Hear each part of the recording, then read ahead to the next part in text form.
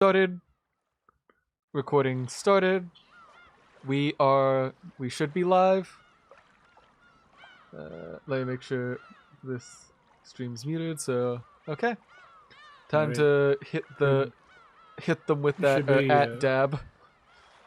I hate myself. Should we wait a little? Should we wait a little bit to see if people show up? Yeah, we should, but we can just do some cold open talking at the moment. So yeah, that's what I was figuring. Yeah. Okay. Oh god, I forgot all the servers I had to post this on. It's been so long. I see you're using the chibi model. Yeah. Yeah. You're doing chibi as well, so might as well have some, like, a consistency of character art or something. Yeah. I don't know, I'm just talking out my ass right now. Oh no, like, I don't have an official character design, so... That sounds like a you problem. You could absolutely get an official character model.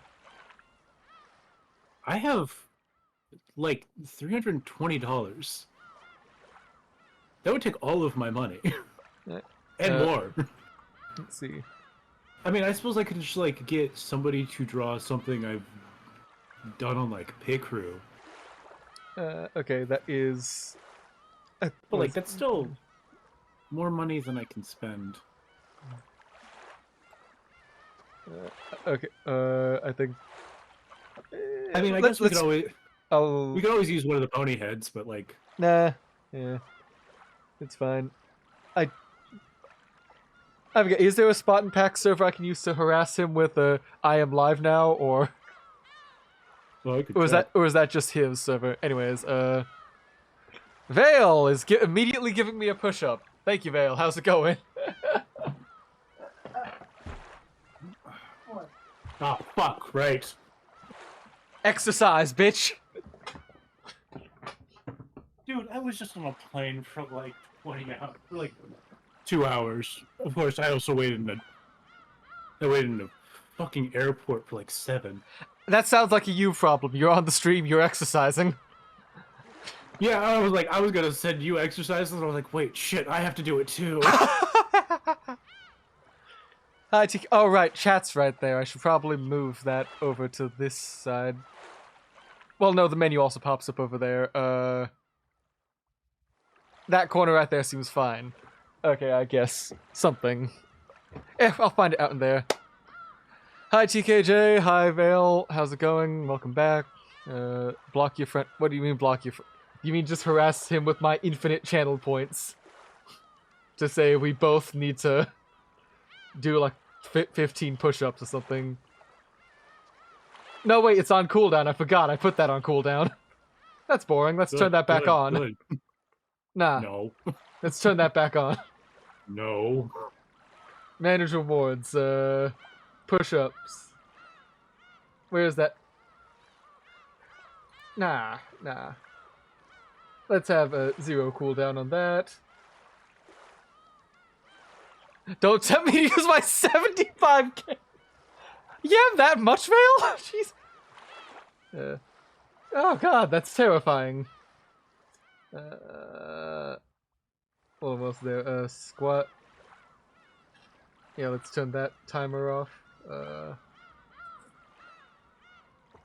I see you trying to message me with this and bother me with my own points, ask me random facts about history, in which case I will say, no, these are your points, you give us a history fact, you're on stream. AKA, I'm working in the background. Alright. You guys give me a topic. I can give you a history fact about a lot. I mean, topic pre-Renaissance. The sea? Alright. The ocean is terrifying. Thank you for your 400 points. Did you guys know the sea people were just the Greeks? Like, quite literally, they were just the Greeks. Well, they weren't the Greeks, but they were the Mycenaeans. Wait, so like the people like back ancient Egypt and like other early proto-civilizations that just had random people arrive from the ocean to harass them. That was just the Mycenaeans. Yeah, I want you to think about it for a second. Trojan War, Sea War. There was a lot of people. The Greeks had navy. And then after the Trojan War, they went back home. Their home in the Mediterranean. The Mediterranean, which they had a lot of boats in. They were the sea people. Also, do your sit-up now. Thank you for your back. Yep. What? Hello, Alex. Son of a bitch! No, I'm giving you a crunch. I can't do it. Oh, this is so much better when I have someone suffering with me. But I got too much in the way to do a sit-up. Okay, that's fair. But don't you worry, I have been preparing even when off stream for all the push-ups I know I'm gonna be bothered with. So at work, every time before we get off at like 4:30, so right when it hits 4, me and 2 other guys gather in one of the offices. We've got a small, what's it, Nerf? Yeah, Nerf. A small Nerf basketball thing. And what we do, we stand from the door, the hoops on the other end hanging from like this weird divider we got during COVID. Right. We shoot hoops until we get 3 makes. Every single make we don't get is a push-up we have to, take. I have had to do like 20, 30 push-ups a day for like the past few months. I haven't done push-ups. I haven't done more than like a couple push-ups in years, so... It sounds like a you problem. I prefer walking as an exercise, because it's like... Also, I'm not good at push-ups, and like I need to... That's an entire thing. There's like fitness... I'm not good at working out or starting. Let's see, just hydrate, I can get water right now, it's just... I should get water. I have a LaCroix, which is just sparkling water. Ew. I like LaCroix. It's not bad. It's not bad, I just hate sparkling water, so I will always say ew. It's better for you than soda. It's the exact same sensation. Not really. It kind of is. Nah. Okay, so let me put it this way. Soda gives me heartburn. No, Sparkling water does not give me heartburn. It's still carbonated. I'll give you that, it's still carbonated. I still just don't think it's the same. Like, it's sensations, anyway. Also, remember Nuke, every time we say hydrate in his chat, when he is live, he hydrate. Nice. Nice. Remember, kids, water your favorite streamers. That's the only way they'll remember to take care of themselves. That's why the hydrate button exists. We're Tamagotchi, although technically I'm just an accessory to the channel. Yeah. I don't stream. You're the like weird NPC that whenever you say, take your Tamagotchi out for a walk, and it pulls up some randomly generated NPC to like say hi to. Yeah, you're that. You're like Street Pass, actually. I'm gonna be real with you. The only people I ever am on stream with are you and Pac. Mm-hmm. Yeah. That's good. Anyway. So. Oh, anyways, hi Alex. Saw you. Yes. Did a sit up. Yeah, good. Well, So, I did a crunch, which is as effective. I'll accept it. You're making yourself work. I'll give it to you for now. No. The pity friend the social game gives you. That is exactly what I am. I'll take it. You are, was it the friend point summons in FGO? Yeah. I'm like the Shakespeare to like. Not even a Hans. You're Shakespeare or Mozart, really? No. I would never be Mozart. Fuck Mozart. What did Mozart do to you? Did he fuck your wife or something? Why was that such a visceral hatred? I fucking hate playing Baroque music. It was the worst thing in band because the instrument I played wasn't invented yet. I don't know. That sounds like a you problem. The most bullshit parts. Like him, it's like Baroque music and John Philip Sousa. That really feels like, at least the Baroque work-wise, because I can't really say anything about Sousa. That really just feels like you should blame the arranger and not Mozart. I blame the arranger a lot. Like, Yeah. they just don't understand that we just need to be given the bass part, and they don't give us the fucking bass part. Anyway, yeah. Hey, we Like, could. I can play canon in D. Mm-hmm. It's just 8 notes. Yeah. Anyway, I just remembered we needed to turn off the voices so we can try to live dub this nightmare. True. Alright. So, anyways. This game. I played through some of it before, like first chapter a little bit. It hurts your brain after a bit trying to figure out what's going on. Cause how best to explain this without because I could just it's by the guy who wrote Higurashi. If you happen to know that. So it's already a bunch of lot of text and bullshit like 4-dimensional mind games going on. I say, having never seen Higurashi and talking out of my ass. I've watched at least 3 episodes of Higurashi, and it's weird. Yeah? Also, TK, do you think we have friends that do voice acting like this? I would get Pac, but I don't think Pac's available. Do we have? Are there any friends who are alive? Online. I would say I know, Ozzy fucked off forever. I know one of my friends would probably like this a lot, but... Are they available right now? I think he's currently in another stream live dubbing something else. Hold on. Because if they're not, we just bring them in. Let me check to see if Nick is still live dubbing,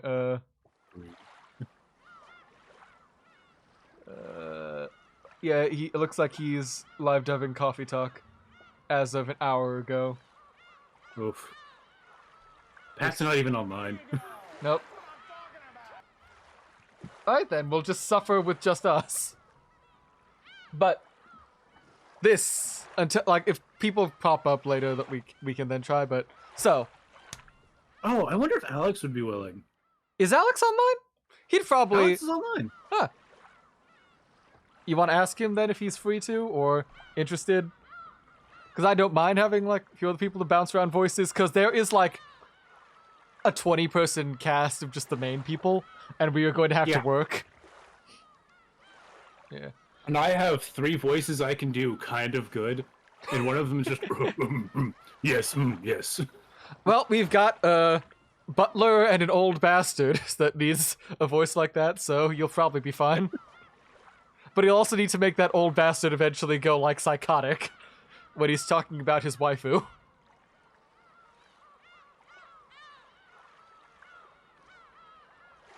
Let's put me up. Okay. But if that's then... but yeah, this is a... Well, I was trying to say before. This is a murder mystery visual novel where the only main premise I will give you is that we are going to be presented with stuff that seems magical, and the entire point of this game is the main character refuses to believe in magic, no matter what's happening around him.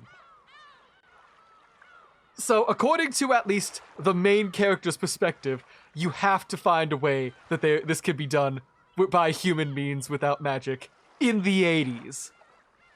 That's the other caveat. This is happening in the 80s. So... Radical. Will you end up saying, nah, this has to be magic? And like succumb to the entire mystery? Or will you be a stubborn little shit and refuse to believe magic is real, despite the evidence to the contrary? I have not finished the game, so I don't know which is true. It's unfortunate that we have 0 female friends. There's Etta, but I think she's busy. Is she? I mean, we could check.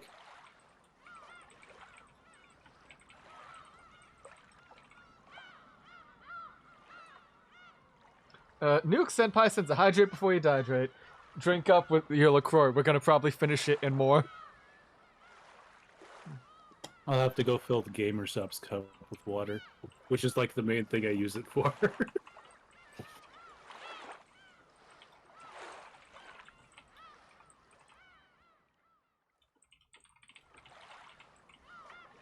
Yeah. Okay. But in any case, while we were at least, yeah. Yes, the one friend, because I don't think, what was it? I don't think Buried is active at any time I am that isn't 2 in the morning. And I don't think you want to voice act, Malik, so I think we're gonna be just stuck with that. And TiVo's offline, so we can't harass him. True. Yeah. Okay. But until we get a response back, at least this opening scene I know has just like 3 characters, so we can manage between us. Alex said at the moment he's not available. Ah, damn, that sucks. Oh well. Yeah. And Pack is still not online. Okay. Anyways. For now, we can at least start this opening scene and see how well we do. Yeah. Episode 1, Legend of the Golden Witch. Welcome to Rokkenjima. The Golden Witch extends to you her heartfelt greetings. Before anything else, please make yourself at home. There is nothing to think too deeply about, just be silent and take in events in their entirety as they unfold. That's all that is asked of you. The difficulty level is standard. Let us begin on the well-trodden road. It's 2 in the morning. I can't guarantee I'll last. No problem, Alex. I wouldn't ask you to if you didn't want to or didn't feel up to it. So. I mean, you do live halfway around the world. It's fine, man.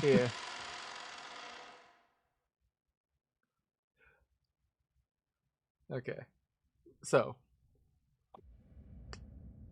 This is undoubtedly nothing more than fantasy. It could not possibly have any relations to real persons, organizations, places. Oh, okay, I guess I'm not finishing that. Alright. You want to take the doctor, or... I'll take the doctor. You've been indulging in alcohol again, haven't you? The old physician lets out a sigh as he removed his stethoscope. The 2 elderly men could be seen in the dimly lit study, which is filled with dust and a sickly sweet stench. In the corner of this room, which was much larger than what most people would call a study, there was an expensive-looking bed, a man undergoing a medical examination, and the physician conducting it. And there appeared to be a servant watching over the whole scene. The bottle is my friend. It is no less of a friend than you, and it has stood by my side even longer than you have. The man who bared his chest for the stethoscope spoke unapologetically as he straightened out his clothes. Inzo-san. Your body appears to be well, thanks to the effects of the medicine. However, if you continue to drink such strong spirits, the treatment will become meaningless. Let's shuffle ourselves a little bit so it's there we go, a bit easier to see the text. There we go.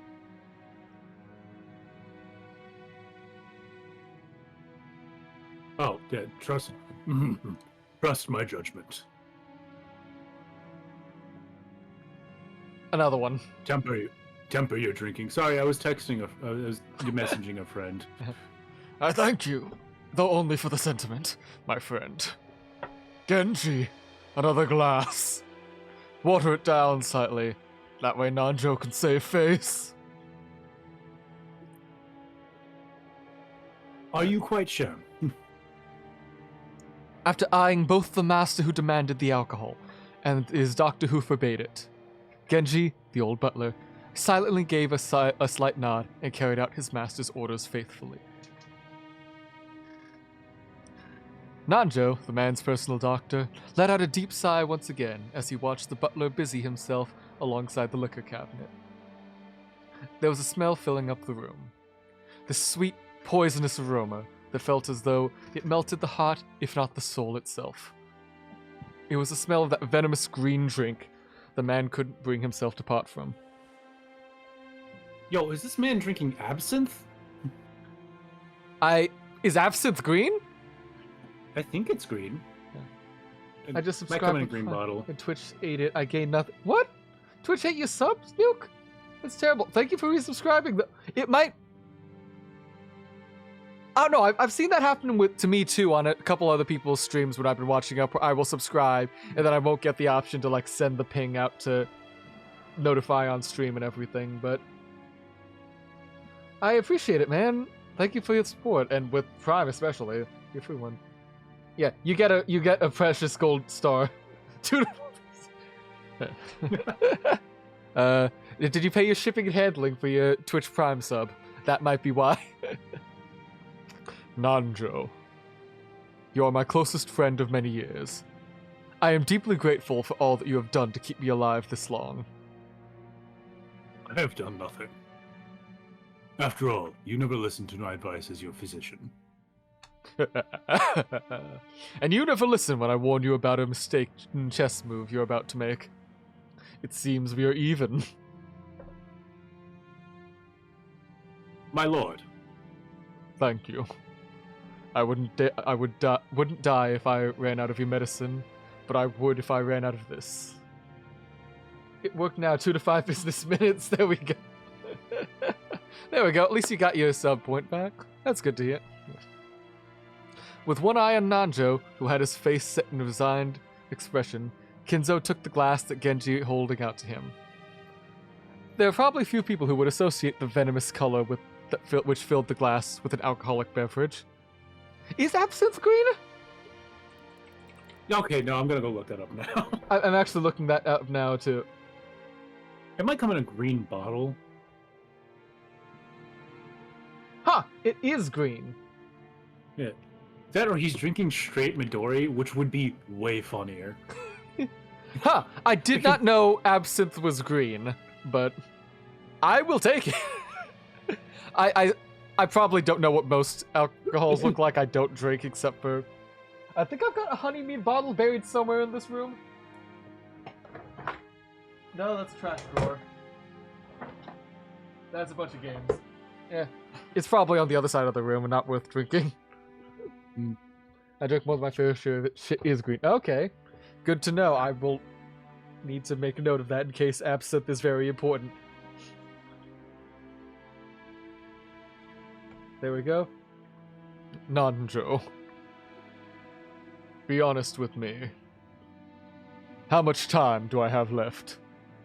You're gonna die. well now. How short must I make it to get you to stop drinking? Nanjo once again let out a sigh of resignation. I don't think that's a sigh. That sounds like you. That sounds like you're dying. And hey, it looks like TKJ wants us to drink too, alongside Kinzo. Oh, I already saw that. I took my drink. Okay, bottoms up. Yep.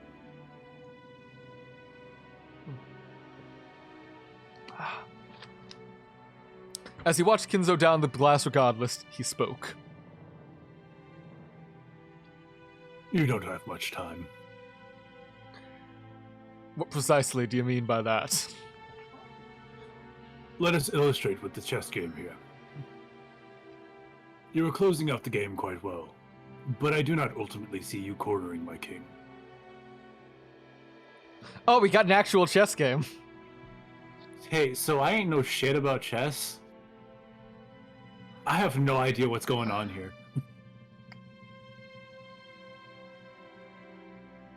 Okay, let's see, hold on.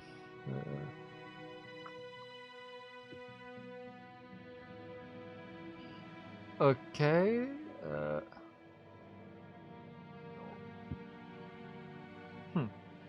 Alright. I got no clue, I haven't played chess in a long time. I could see a few moves to corner the king, but that's not relevant at the moment. Judging by the positioning of the pieces, the match was well into the endgame. The black rook and bishop were cutting deep into enemy lines.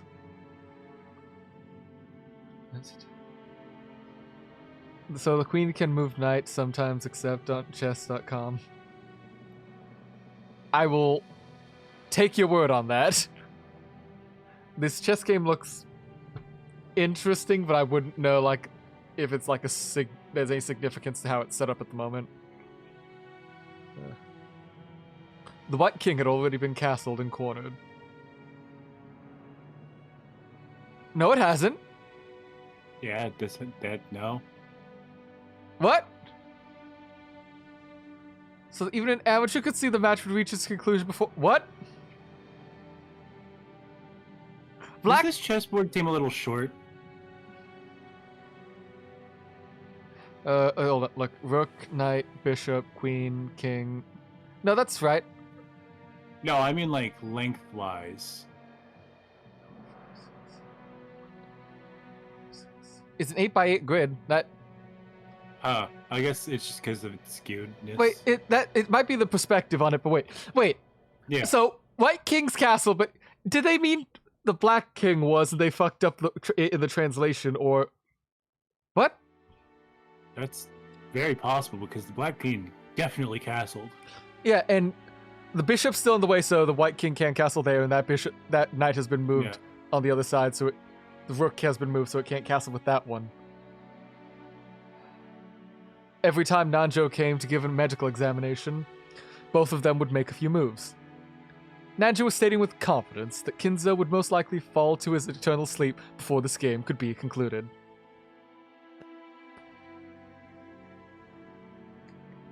Is that foreshadowing, I hear? These were less words of a physician than they were the words of an old friend. Were you a normal patient, I would recommend that you write a will at this point. Fucking... And what is a will, Nanjo? Handwritten instructions to the vultures on how to devour and scatter my corpse. No, not at all. As the word suggests, it is a way for you to record your will for the later generations. It is far more than just a means to divide your inheritance. Oh.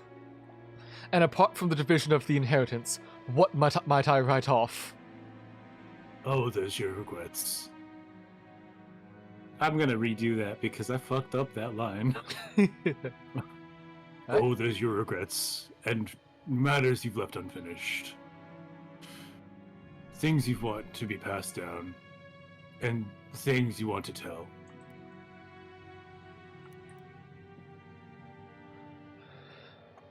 So does his tie go over the cape? So the tie goes over the cape, then gets tucked into his suit. It's that a very... doesn't make any sense. It's... That's a dumbass way to do that. It could... Oh, yeah. Yeah, you still got more, but, like, it could be a... Anything you want. Yeah. I'm sorry, it's just very distracting. Yeah. It's a very distinct way of wearing your outfit. Things I want to be passed down and things I want to tell? Ridiculous. I, Ushiromiya Kinzo, have not one thing I want to tell or leave behind. I was born with nothing. I will die with nothing. There is nothing I wish to leave for my foolish children. Even if the end were to come today, even if it were to come right now, I shall accept this fate of death without a trace of fear. Kinzo-san. I created everything. My fortune, my prestige, everything. Those were built up by me, and they will be lost along with me. There is nothing I wish to leave behind. Nothing. After I'm gone, I care not if it all goes to waste. I desire no tomb, no coffin. Those were the terms of the contract I made with the witch. When I die, everything will be lost. That has been part of the promise since the beginning, and that is why nothing will be left behind. There is nothing I can leave behind.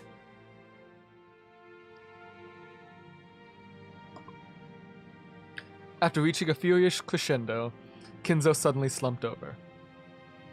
His expression was limp and feeble. Leap and fimble. Leap and fimble. As though an evil spirit had possessed him and then left. However, I do have one regret. I have nothing to leave behind, but there is one thing I cannot leave undone. You would do well to write it down. Of course. It would be best if you could finish it before your time comes. However, even if the worst happens, those who come after you will carry it to completion. You must leave behind your regrets so that they can be resolved, even if you are unable to do so yourself. That is the purpose of a will. When Nanjo tried to gently pat Kinzo's shoulder, the dying man flew into a sudden rage and battered away Nanjo's hand. That's Hey, no man, what the good! fuck? No good! No good! It must be done while I still live. At the moment of my death, my soul will be devoured by the demons of the contract and wiped out of existence. For me, there will be no peace or another world after death. That's why everything must be done before I go. Really getting into that, man. When I hit my desk, my monitor jumped to the side like twice. Yeah, I probably wouldn't do that if it does that. Don't worry, it's a like cheap TV monitor, it doesn't matter. That is why a will has no meaning for me. And if I had the time to write such a thing, if I had such a time to spare, I'd want to use it. I'd want to see it one more time. I'd want to see Beatrice's smiling face one more last time. Oh, Beatrice, why do you resist me so? I would return everything you have given me right this very moment. I am prepared to lose everything. So please show me your smile one more time. Beatrice, I beg of you. You must be able to hear this final plea. That's the kind of woman you are. I beg of you. I'm gonna go, man. Show yourself to me. You can't leave yet, motherfucker. The door's locked. You're here till this game's over, or until my heart finally gives out. You're here, aren't you? You're standing there invisible, listening to every word I say. And even now, you're mocking me from somewhere in this room. Aren't you? What's that? Please appear before me one more time and smile. Feel free to scold me, even snatch away my life by your own hands if you wish. I don't want to die alone like this. I cannot let myself die until I've seen your smile just one last time. Beatrice! Beatrice! I offer up this life of mine. I offer it up to you. I'm begging you. Beatrice! Hey, man, that was pretty fucked up, right? It was. Yeah, sir. It just a was. bit. Very weird, sir. Oh, my throat. I'm glad that you had to do that. I feel like right now is the perfect time to take a break and like get a refill on water. Yeah, do that. You've got like food. a minute for this thing, so. Yeah, I'll be right back. But yeah, Kinzo is a definition of down bad, rich man.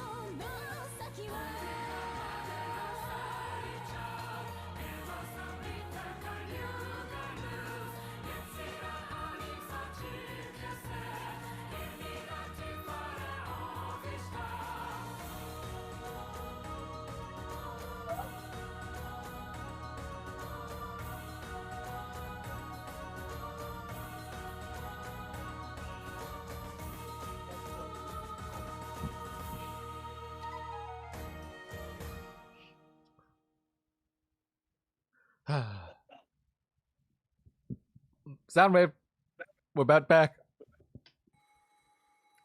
The first day, October 4th, 1986.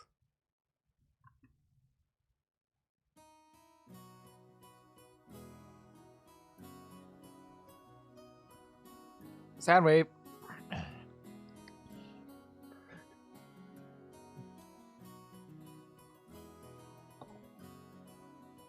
Hello? Okay, he's still gone, so. So this game was a flat earther, but with magic. What? I don't think I quite get what you mean by that, TKJ. The game is about murders that's supposedly being caused by a witch, and you have to decide whether it's being done by magic or not. Yeah. So... That's a name. Battler? Oh, you haven't even seen some of the names. God, some of the names in this game are wild. But yeah. Do you want to take Battler? This is the main. You wanna know how I got these scars, joke man? But yeah, Battler is the main character for most of this. So, do I want to be doing a lot of talking? I'm already gonna be doing a lot of talking. yeah, I'm already doing the narration, so some of his internal monologues and stuff I'll handle for you. But if you're cool with me just using my real voice for it, because I can't do. You can't do that. I don't expect you to try to do what I was doing with Kinzo. No, don't do that to yourself. That hurt my throat. My name is Monkey D. Luffy. Monkey D gonna be king of the pirates? He's made it rub. But yeah, you fine with that?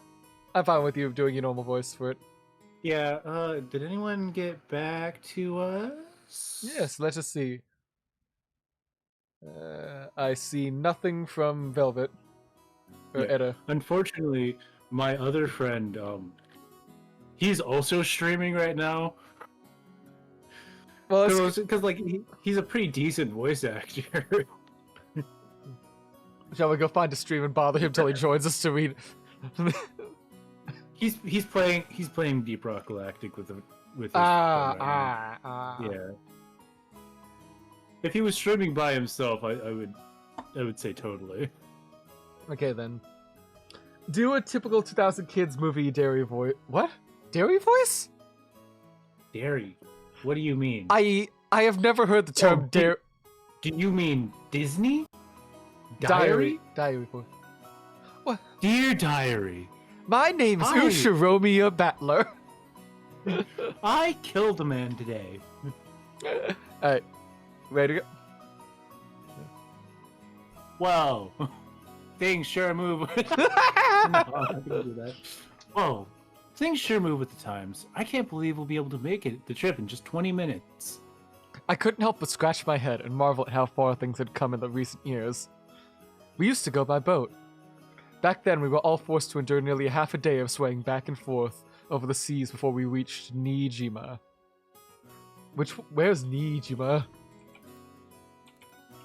Where the hell is it? Okay, that is an island. Yeah. That is an island in South Japan. Hey, do you guys ever think about how your inner monologue voice sounds different than your regular voice? Weird, right? I mean, my inner monologue voice changes depending on who I'm talking, who I'm having depending on what is the context I'm speaking with, because I don't really have like a constant monologue of like, and then I reached out to grab my hand, like an actual narration monologue thing. Most of my shit is like, I wonder what would happen if this happened. That would be pretty fucked up, right? Yeah. You can't shout inside. That's fair. Well, I mean, you can with enough effort, but, you know, that's when you get noise complaints from the other parts of the brain. Things have gotten so much more convenient these days. Still, I've never been on a plane this small. I've flown in huge jumbo... Yeah? Sound? The sound on Discord, yep. Fucking Discord. Fucking Discord. Eventually we'll find out why you break, but it's gonna be never, like, anytime soon. I've flown in a huge jumbo jet before, but this will be my first experience in such a tiny one. It's gonna shake, isn't it? They say that smaller boats shake more, so I guess the same rule still probably applies to planes? Spare me. Don't worry about that, Battler-kun. It'll shake much less than the boat did. That's what he looks like? That is Ushiromiya Battler on the left. Fucking Shiro Emiya looking ass. Yeah. And... Is that you, George Aniki? I hate you. I'm going to hit you whenever we meet up. Just for that. You saw my message. Don't scare me like that. I meant for the Annie key, but I will also hit you for the howling at the moon. Oh. I'm sorry, I looked at it, what I thought was Aniki, it was like, Annie key. Anyways, what's shaking got to do with anything?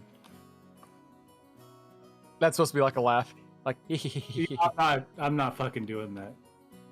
Don't you think I'm already scared shaking of the plane shaking or maybe falling out of the sky or something? Right? Oh, of course not. My mistake. I'm sure you've changed a lot since we last saw you. After all, it's been 6 years since then. You're not a kid anymore.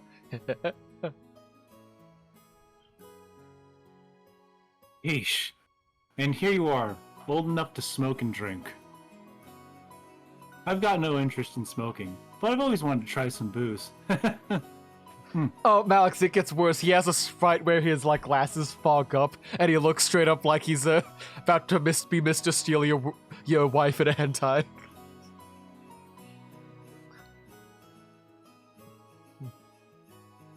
Well, if you got some of Dad's genes, I bet you can hold your own when it comes to drinking, right? See what I mean? Malix, see what I mean?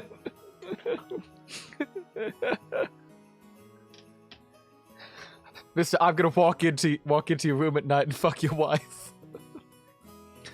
Well, I'm gonna fuck your wife. Well, I usually drink for business rather than pleasure. It's pretty hard to do business in Japan without it.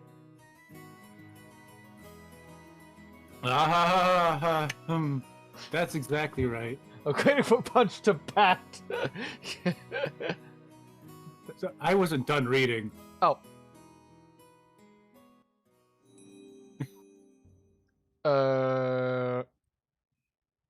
Just the kid just click. I've been clicking it. It didn't want to move.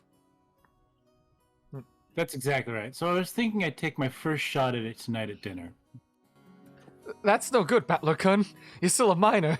Drinking alcohol is known to stunt the growth of minors and... Never mind. Come on, I'm tall enough already. In fact, it'd be easier to find clothes if I shrunk a little. That's... God. Yeah, he's that like... ain't a mood. Hold on, I had this written down somewhere because it was mentioned later on. He's like 5'10", 5'11".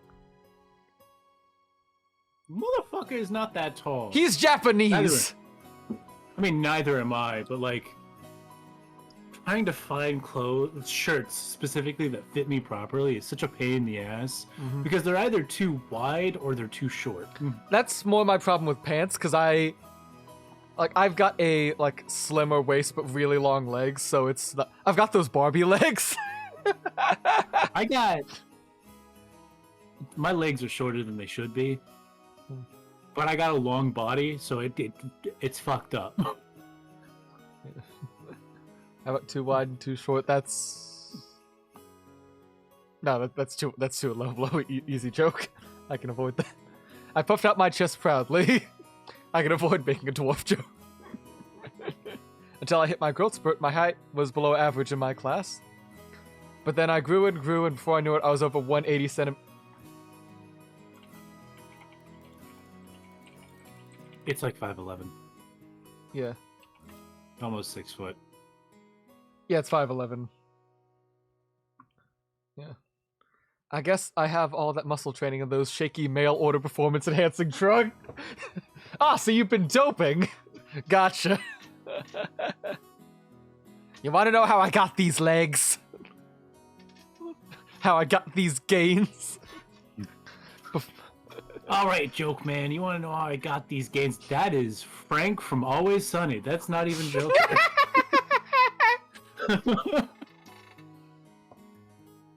Yeah, please keep doing your Danny DeVito impression. I'm the trash man. I can't do it for too long. I'm the trash man. Before that, I'd never trash all over the... Before then, I'd never dreamed that I'd shoot 10 centimeters above George Aniki, who'd reached his peak height early on. Damn. I like how we both know it's pronounced Aniki. We both pronounced it wrong. It's not Aniki. It's not Aniki like Anakin. Knee. It's like the NI sound is knee. So. Like, oh, Nissan. Niki. You wanna know how I got these size 13 feet? Damn, I bet my relatives will say, look how big you've grown, Battler-chan. Look at those kicks. Sound. God damn.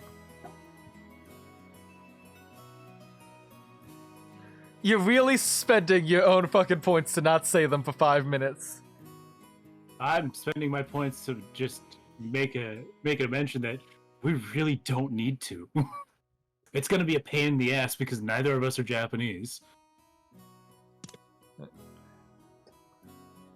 That kind of thing is really embarrassing, so I hope they cut me a break. Anyway, my name's Battler. My name's Battler. And that's a kind of fucking weird name, don't you think? You gotta wonder what my parents were thinking when they gave me that name. I've never met anyone who could read it right the first time. I usually get called Sento. Too bad, swing and a miss. My name is written Ushiromiya Battler. It's literally reading as like fight man. Like, can you read it? The first part of the family name is Ushiromiya. That's a fairly plausible, like, family pronunciation so far. Problem is my own name. Yeah, he's literally just called Fight Man in Japanese, literally. Battler. Oh my god, he's Batman. Yeah. Put it all together. I'm Bruce Wayne. Put it all together and you've got Ushiromiya Battler. Pretty crazy, right? Wait, oh my god, his name's Battler. Yes. That's stupid. That's fucking stupid. Oh, don't worry. There's a reason why everyone's got stupid names. Pretty crazy, right? It's crazy enough that my parents decided to call me that, but it's even more crazy that some government worker would let them do that. Both groups are on the top of my must-kill list. Anyways, this is one of my cousins. His name is Ushiromiya George. Yes, we already know the old man hated them all. Shit, I'm playing a teenager? Yeah, he's like 18. Oh, it's basically an adult. Basically.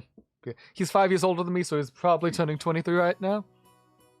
Thus, the Ushiromiya cousins consist of 2 boys and 3 girls. I ended up playing with George all the time. And because I've always thought of him as a big brother, I still call him today. Whoa, Battler! Look how big you've gotten! You know what they say?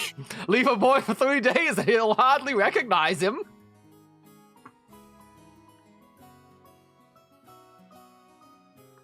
Give me a second. Yeah. This is why I wanted fucking any of our female friends. I knew this was coming. I can take one, but there's still like 3 other women. It must be in his blood, I suppose. Rudolph wasn't tall either until around his high school years. Perhaps people end up taller if their growth spurt comes late. No. Nah, it's nothing special. A real man needs to be tough on the inside, too. Exactly! Battler here knows how it works. Real men win or lose based on what they've got on the inside. Can't ever forget to keep up your training and discipline. You do that, I take wait steroids. very alertly for the perfect moment, and strike! Now, even I never imagined I'd become a company president I am today, master of my own domain. Yet to think I've come this far after starting out penniless and ruined. What the fuck am I doing with this man's voice? It's changed 3 times in the same sentence. This portly and slightly chubby man is George's dad, Uncle Hideyoshi. He's the husband of Dad's older sister. In other words, we are not blood related. He's nice to children, sociable all the time, and even quick to give out some spending money to us kids. Simply put, he's the favorite uncle. He speaks in an odd and very noticeable Kansai dialect pursuing most of his creation, but he's actually Oh, I'm supposed to be giving him like a country accent. Okay. Apparently leaving an impression is everything in the business world. So speaking in a different style than other people is an act that makes him stick out more. However, I heard he gets embarrassed when he starts talking with an earshot of a real Kansai person, so he switches back to standard Japanese. I have no clue why he does that, but it's interesting. Shit. I immediately can't remember the voice. If only you weren't so quick to brag about your life story. That's enough now, I think. I'm sure Battler's getting tired of this. You were about to say it, weren't you? I read it, thought, aren't you? Nope, not at all. Ha ha ha ha ha. Nothing wrong with that. And I think it's pretty cool for a man to have some stories he can brag about. I don't have anything like that at all. Oh, really? Oh, God, I'm going to talk to myself, ain't I? I'd imagine a man with your looks would leave girls crying left and right. So I have trouble believing that you have nothing at all to brag about. I'm sorry, man. No. You're joking, right? You're joking, Not. You're joking me, Bats. You're kidding me, Smalls. You started doing Jersey. You're killing me, Smalls. Of course, nothing weird like that's ever happened to me. In fact, if you know anyone, I'm all ears. God damn it. Oh, I'm sure you have some stories. Ha ha ha ha. You must tell your aunt all about it later. After all, George never comes to me with anything of the sort. This is my aunt and George's mother, Aunt Ava. She's Dad's older sister. She and Uncle Hideyoshi are a pair of jokers. They've always teased me back as far back as I can remember. This sometimes made them a bit hard to get along with when I was small. That said, I'm currently in the process of discovering that they still are hard to get along with. Even so, George's family is interesting and fun. And they seem to get along just fine. Sheesh, that's pretty much the total opposite of my family. I can take her if you don't want to do that again. Sound. Okay. Why did she tuck her tie underneath her boobs? Tie clip. It's very, Oh, okay. yeah, it's hidden behind the text box a bit, but, Yeah, I see it. there we go. Battler, have you seen Rudolph?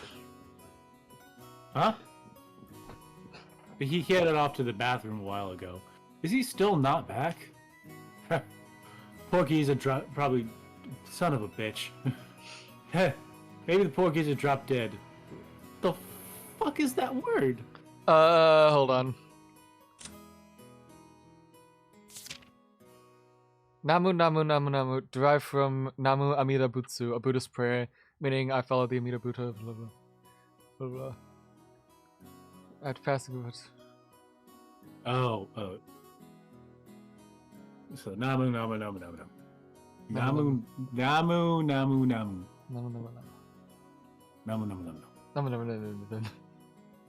I don't speak Japanese, it's gonna be butchered. Yeah.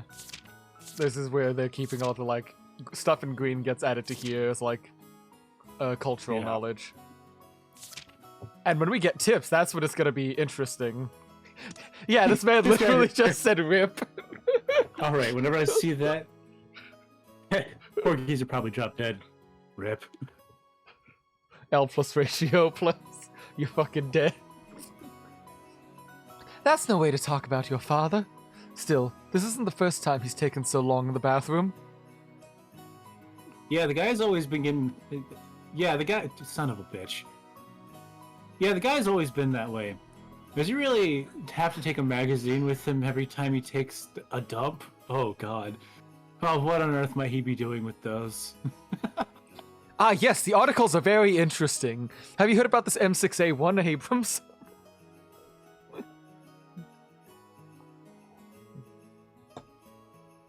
Oh, you don't need to worry about that at all. As long as we're together, I won't be letting him do that on his own. Jesus Christ, you're like 20. Oh, God. Don't say that. That's gross. I'll have to get the... No, what the fuck? That's your dad. I'll have to get the juicy details later. Sounds like Dad's got his balls in an iron grip. You know exactly what would happen with that man if I didn't keep a tight grip, don't you? What the fuck? Oh, no kidding. You're the only one capable of reining in that old bastard. As his son, I'm more than happy to let you take over. Yes, leave it all to me. After all, that's my specialty. This woman is Dad's wife. She's like 20. Her name's Ushiromiya Kirie. As you can probably tell from our conversation, she's not my real mother. She's You're not my real mom. She is basically my stepmother. I mean... I'll let that... My real mom died 6 years ago. Kirie-san is the woman my dad married afterwards. I mean, I'm not a kid anymore. It's way too late now for me to start calling this second wife Mom. And I doubt she feels like using the word son on this massive kid who's got no relation to her whatsoever. Yeah. We aren't little kids. We know there's nothing to be gained by fighting. Notice the arm belt. Arm belt. Oh, around the bicep. Does her shirt have holes in it? It's called fashion, excuse me. That's so impractical. So we decided that we wouldn't force ourselves to pretend that we're family. I've decided to act a bit more frank with her, as though she's a friendly neighbor instead. A friendly neighbor that my dad's fucking on the regular. You mean your neighbors don't do It's much easier to keep a little distance instead of forcing ourselves to act all close and making each other uncomfortable. Kirie-san's been very open about all this, and thanks to that, we've been able to get along pretty well. I can't wait for her to die later. You're so mean. What makes you think she's gonna die? Anime? Just general tropes? Fine then. Either. Okay, once we see the full family, I will ask for your lineup of who do you think is gonna die. My dogs are barking. I'll be right back. Okay. Oh, I've got a message on Discord. Is that... No, that is Choco Jack's not helpful anyway. No, that's just Choco Jack saying she's streaming with someone else, okay? But, oh, Dad's been doing that today for the years, even before Mom kicked the bucket. I mean, it is a murder mystery story, so someone's gonna be fucking someone else. Or in secret, or have a secret illicit relationship, or, like, have a mistress of some kind. That's generally how it goes, especially with, like, these rich bastards who apparently can have an entire, like, armory just standing guard out at either side of their desk in a private study. Yeah. Anyway, let's take a sip and... How far are we into the story? We are barely any way into this. This is gonna be a long one. But in any case, I will get to start nagging this. As we were capitalizing on Dad being away in the bathroom to badmouth him, the man himself came back, wiping his hands with a handkerchief. Oh? Battler. Hey, what's up, Dad? Oh, you're back already. Yeah. Yep. Dang. Oh!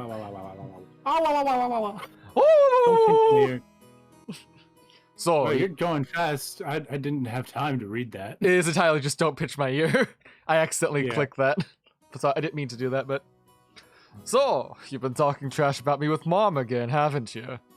What makes it so hard to show a little respect for your father? Hmm? Ow. Damn it, that hurts, you old bastard. Stretch my ear all you want. I'm still not gonna be able to fly. Ow. Come on now. Upwards, upwards, sideways, sideways, round in a circle, back the other way. Multiplier maxed out with an extra 2x on top. Now say, Father, please forgive me for being so rude. Like hell I will. Go find yourself some members-only store if you want that fucking that son of a bitch. Like hell I will. Go find yourself some members-only store if you want it that much. God, let go. This old bastard is my dad. I think I'm pretty tall, but Dad's about the same height. It's probably no surprise that Auntie Ava started talking about Dad's blood when she saw my height. By the way, my height isn't the only thing I got from him. It seems having weird names runs in the family. Dad's full name is written... that. Like that. Can you read it? No. Not many could, I could tell you that. That mess of a character is pronounced Rudolph. Like the red-nosed reindeer. He must hate Grandfather for giving him that name. Still, there's no reason to pass down the weird naming tradition onto me. As the old bastard twisted my ear all over the place, Auntie Ava snuck up behind him and grabbed his ear. Oh, fuck, this is me, right? Yeah. Hey, Rudolph, don't take your frustrations out on your kid. Mm-hmm. Ah, that hurts, Ava. The scene before me was Shouldn't that be... Anyway. What? Whatever. On No, the it's just... I thought that was the female version of it.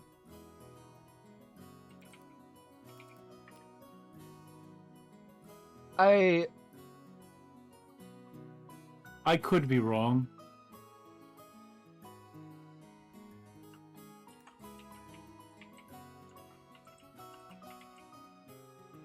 I am not seeing way on like a quick... Huh. On their way is like... Okay, that's like an archaic way of saying like older sister.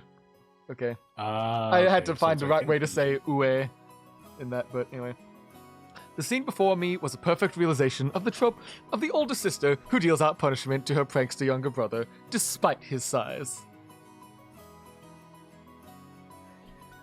I think that's good enough for now, Ava. I'll make sure to stretch out his other ear later on. Oh, my apologies. I must leave some polling for you too, Kyrie-san. Son of a bitch. Rudolph, make sure Kyrie gives you lots and lots of punishment later on, aight? You want to talk, Ava? Bullying a little brother like that. Hideyoshi, I'd like to thank you very much for picking her up. If you hadn't been so generous, she'd still be unsold in the store. Oh my Yeah, God. my gratitude and apologies. Hmm? Who are you calling unsold? After taking 2 or 3 steps back, Auntie Ava unleashed one of her beautiful high reverse roundhouse kicks, which stops a centimeter away from the tip of Dad's nose.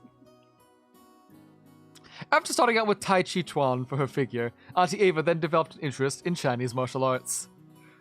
After that, she went through karate, taekwondo, capoeira, and what is it she's learning now again? Well, anyway, they say a woman's weapons are her lower body, and that's quite literally true for Auntie Ava. Rudolph, did you know that a single direct blow to the side of the head like that would knock you unconscious? Not so long ago, I accidentally connected in a practice match and my opponent was out cold. What a pain. Guess I have to apologize for her tendency to lash out with her feet too now. Yeah, Ava is the second of the four adult siblings. It goes the oldest brother, her, Rudolph, and then the youngest sister. And yeah, she is absolutely aging much better than Date Rape right there. But wait till you see how, like, the oldest brother looks. He looks like he's 80 and dyes his hair. Dad, completely unfazed, shrugged and smiled ironically at Uncle Hideyoshi. I've never had much of a brother or sister myself. So when I see you two bickering with each other, it makes me feel all warm and fuzzy inside. It sure is nice to have a big family and siblings. Oh, then why not consider making a little brother for George? He's already a fine adult who's about to go off on his own. So it might be a good time to have another child. Hey, have a little sympathy for the new kid and all the pain and suffering he'd have to live through. Is he? I'm surprised even George turned out as well as he did after being born from this sinister sister of mine. And what an awesome kid he is. Please share some of that with our old blockhead of a son someday, will ya? That's not how it worked. As thanks to Ava's proper rearing that George-kun became the good, gentle kind kid he is now. Isn't that right, Ava?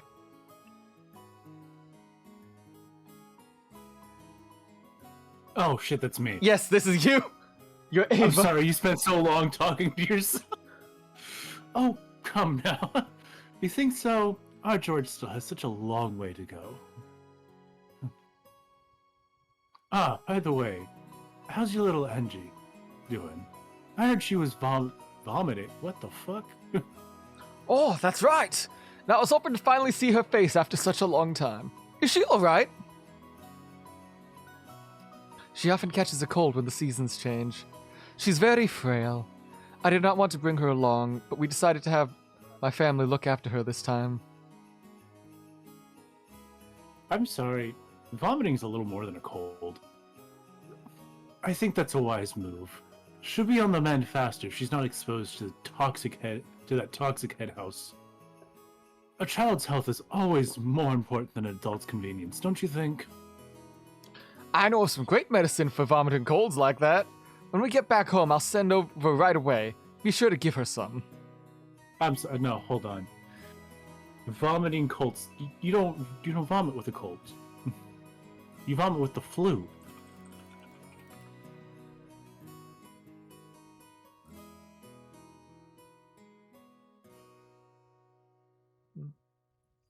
Colds are respiratory diseases. The flu is different. Mm-hmm. Anyways, it's your line. Yeah. Thank you very much, Hideyoshi. I will always in your debt. And once the conversation suddenly veered off in that direction, we kids didn't have any chance of butting in. For now, I'm just happy that Auntie Ava gave Dad his just desserts for tugging on my ear. Looks like we're still waiting for the weather report. George pointed at the counter. The pending weather clearance sign was still stuck next to the scheduled departure for the flight we were scheduled to board. According to George, smaller planes are more subject to the winds and other effects of the weather, and it's not uncommon for flights to be delayed because of that. Not uncommon for big planes to be affected by that shit either. Is this getting attacked? Bleh. This suddenly becoming relevant to your, past few days? So, for those of you Also, who are hi, just Straw coming in- Baby. How's it going? Welcome to the stream. Yeah. We just started, Welcome to an hour. stream. It's been an hour, and we only just started. We're not through, the prologue. Yeah, so yesterday I was stuck in Harry Reid for about 7 hours, just trying to go home. Mm-hmm. Yeah, because of the hurricane that's going through the southwest right now. Yeah? Yeah, I just barely missed it. Right, the southwest. It's a hurricane going, towards California, of all places.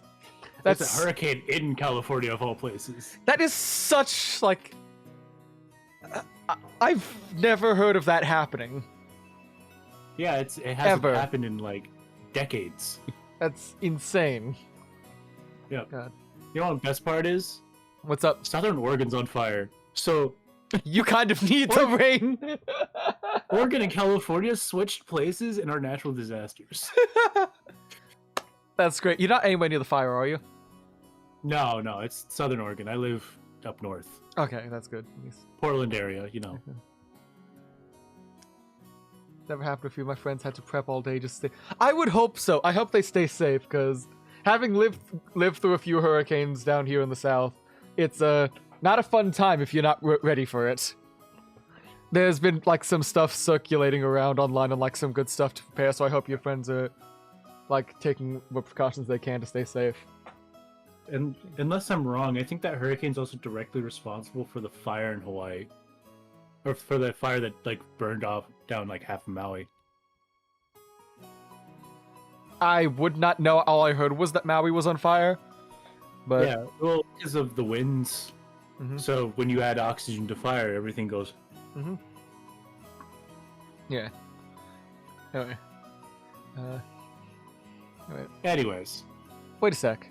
It isn't really gonna shake, is it? From down here on the ground, it looks just cloudy, not windy. Well, I guess it's different up there where the planes fly. The weather's a bit uncertain. The weather's a bit uncertain today. Auntie Ava was looking at the TV in the lounge. The weather forecast was being broadcast, informing us a typhoon was approaching the Kanto region. A typhoon again? I guess we're doomed to these, with the family conference being in October every year. Couldn't he choose a better season?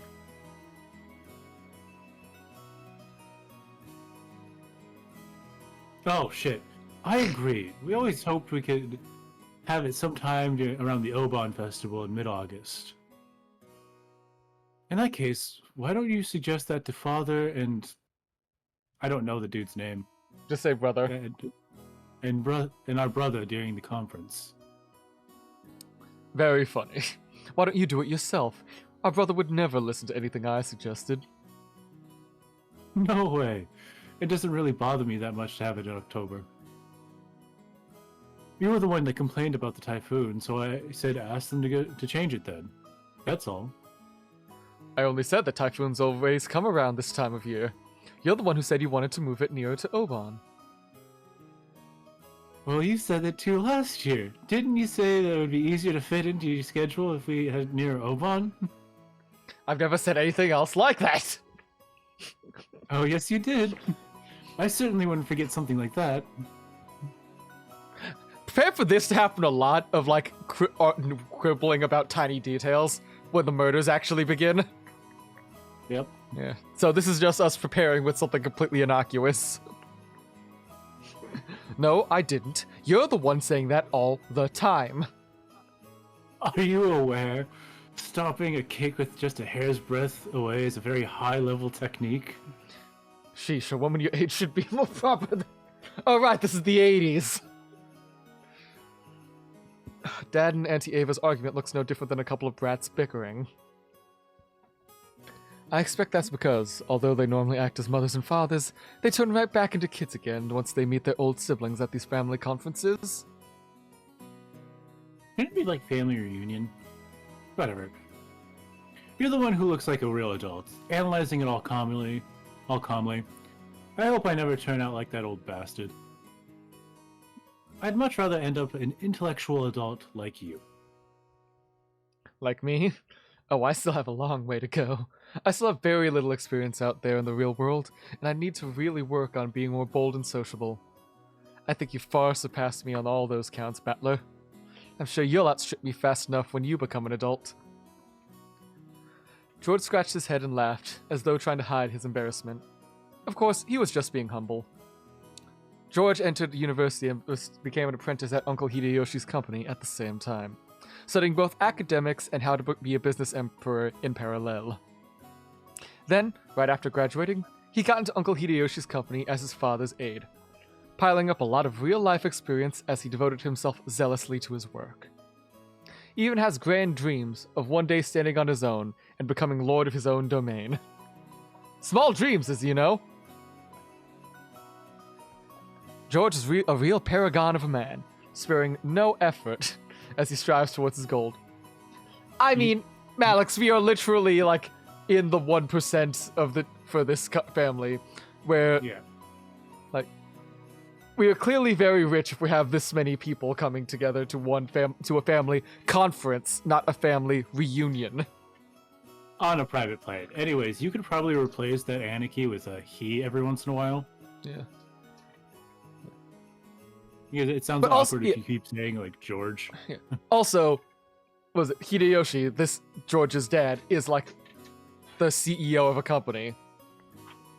Oh. And I think Rudolph said he is too, or something. He probably is.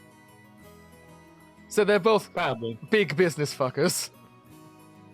He's a real paragon of a man, sparing no effort as he strives towards his goal. It's no exaggeration to say I really respected him. And then there's me. I'm nothing at all like George. I'm living my happy-go-lucky idle high school life to the max. I've got no dreams for the future. I just like to sit back, stay cool, and let the money flow in. But of course, that can never happen. When George was my age, he had already formed an impressive objective and had started devoting himself towards studying for that goal. So I guess I can't compare at all. My dad just says, sure, you can study at my company if you like cleaning toilets. Damn it. I'm not going to be in the debt of that old bastard. I'll find a way myself. I guess that intensity is one qualification towards adulthood. Should I go on one of those self-searching journeys that are all the rage these days? Well, it's not like I could mooch off my parents for that kind of money. Oh! Right then, Hideyoshi shouted out loudly. Uncle's a really nice person on the whole, but he does have a problem controlling the volume of his voice. When I looked over, I saw that he was greeting Aunt Rosa, who had come in late. Oh! If it isn't Rosa! Maria! Long time no see! Long. I'm sorry, I'm not. Fuck, how do I do this? Pull out your Mickey Mouse voice or something. Long time no see. I'll just speak later. Ooh. Ooh. Maria, should that be it's good to see you again? Greet your uncle properly. You're gonna have to say a lot of. Again. I will say, you're gonna have to say a lot of the oohs. That's actually kind of important. Can't believe I'm Fauna. Yes, you just keep your Fauna voice acting, and you'll be good. I'm not that good. I'm not that good at voice acting, man. There you go. Well said. How about some candy as a reward? Oh, huh? Where'd I put them? Rosa, it's good to see you again. It's good to see you too, Maria. Oh, thank God, I thought the lolly was meant to be the adult for a bit. Can you imagine? No. Thank God Ryushiki is not that bad. I think. It's been so long, Kirie, Hideyoshi. And... oh, my. Battler? Look how big you've gotten. Son of a bitch. Oh, come on. It's embarrassing hearing that from every person I meet. Hey, Rosa. You're late. If the plane was on time, you'd have barely made it. I'm sorry. We had some trouble making our train connection. So we're waiting on the weather yet again? Oh, don't complain. I much prefer the 30-minute plane trip to spending 6 hours bouncing on a boat. Even if we're kept waiting here for an hour, it's still much faster overall. Maria's gotten huge too. How tall are you now? Ugh. How tall am I now? Maria parroted Hideyoshi's question, looking up at her mother. I guess she doesn't remember her own height. She's probably right around the middle of her growth spurt, so her height must change every month. In just a few more years, she'll probably start looking very feminine. How tall were you last time we got you measured? She just keeps getting bigger and bigger, don't you? Ew. I think she's grown a lot since last year. Let's see, she turned 9 years old this year, didn't she? 9 years old. Ugh. That's right, you're 9 years old now. Glad to see you doing well, Maria. Oh, you... oh god, she's heavy. Guess you're a bit too heavy to play airplane with. Oh god, my back. God, isn't that in a mood? George, what a rude thing to say to a lady. Here, I'll do it. Up you go. I'm sorry, Battler. Not all of us dope before every workout. I take steroids. Yes, yes you do. People can very much tell. Look at these gains. When I went to lift her up in George's place, Maria stiffened defensively, staring suspiciously at my face. Ah, that's right. The last time I met Maria was 6 years ago, when she was only 3. Of course she doesn't remember my face. Maria-chan, don't you remember? This is Battler. Used to play together, remember? Uh, I doubt you'll have any luck. The last time she met Battler, she was only 3. You don't keep memories at that age.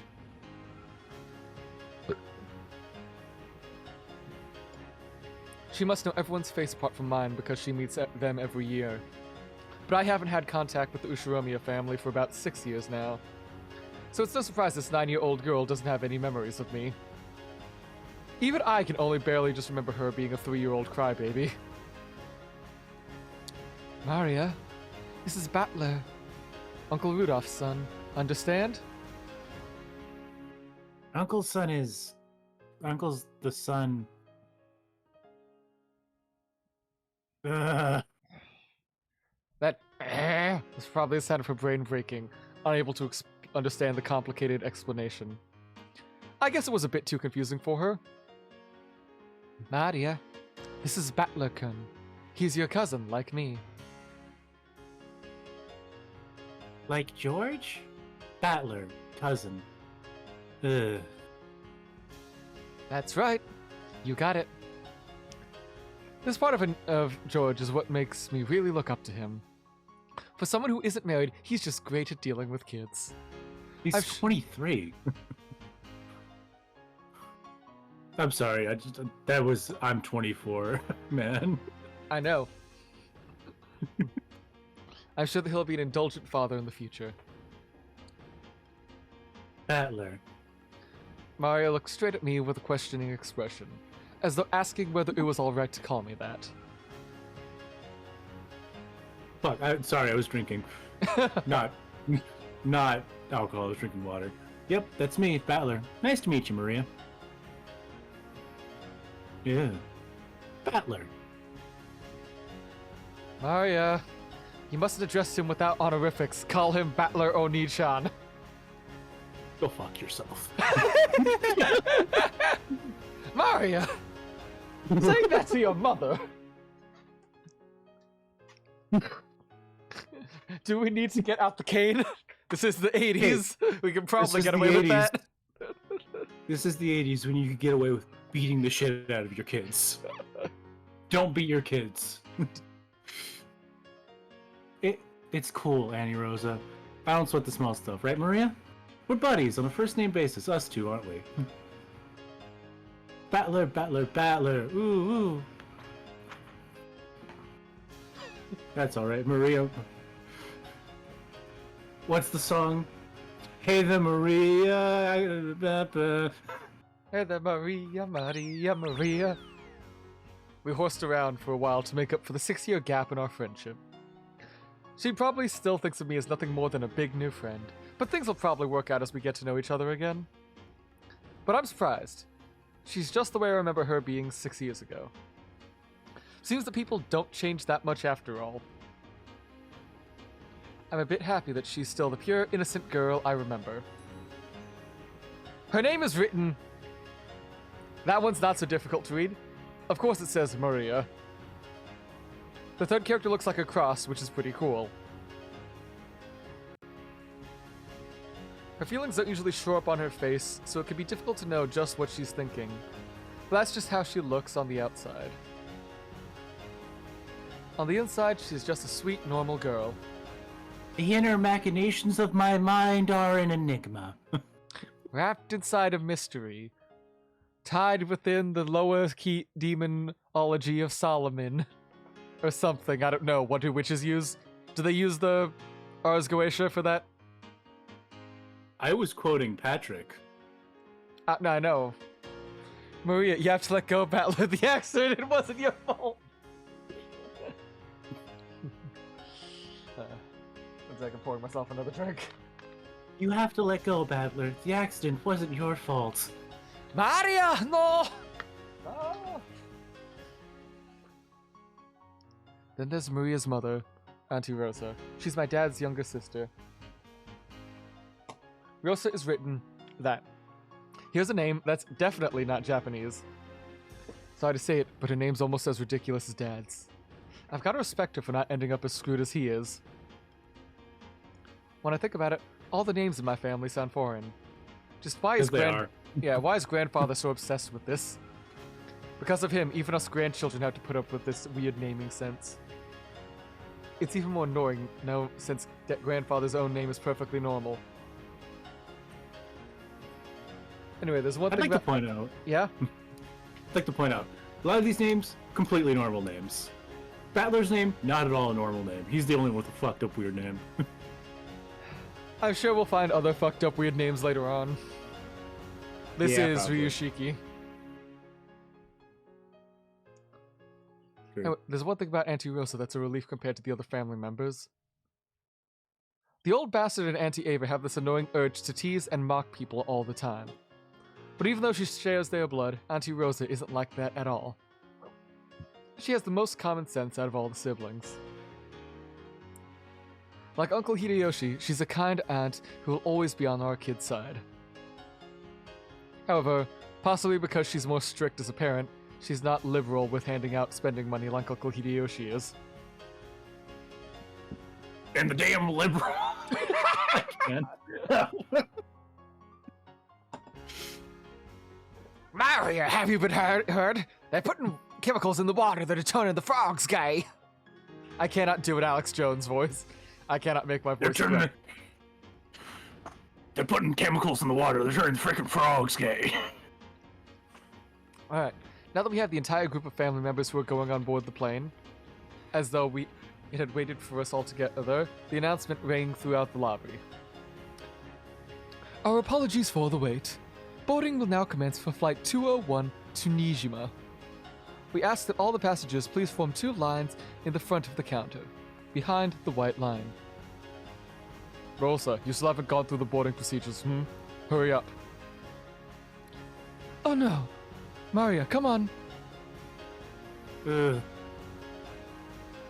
We had to go through. Why do I have to take my shoes off? Bombs? What are you talking about? The Twin Towers are still there. This is the 80s.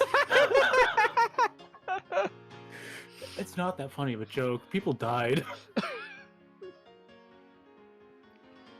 We had to go. I'm gonna go get more water. Yeah, I'll read through this, and then I think once this first chapter really ends, I'm gonna go to the restroom. Alright. We had to go through a metal detector before going out on the runway. Our small plane wasn't as massive as an international flight, but it was still a plane. A staff member holding a metal detector checked us all.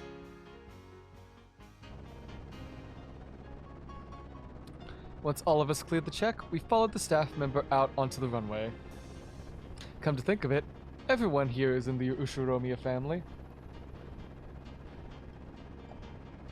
It's like this is a reserved charter flight or something. Our group stopped in front of the entrance to the airplane. Then, our guide turned around and spoke, looking down the passenger list as she did. Boarding will now commence. As I call out the names on the passenger list, please take your seats in the order, starting from the front row on the right side, and then going right to left, then onto the next row. I will now begin reading the passenger list. Ushiromiya Hideyoshi. Oh, I'm first! Right here! By the way, do you have the candies, Ava? I've been looking all over for them, but I can't find them. Ushiromiya Ava. And now we're stuck at a crossroads because we're waiting for Soundwave to get back. Or They're in my handbag. I'll get them once we're inside the plane. I got a sandwich. man, that's the weirdest kind of drink I've ever heard of. Is it like a screwdriver? Son of a bitch, I left my water out there. So occupied with the carbs, you couldn't think about the actual water.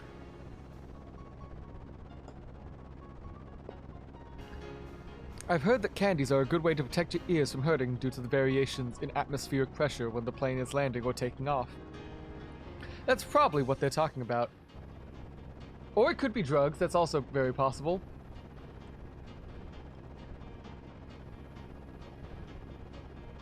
Okay. Soundwave, Hope I got a window seat.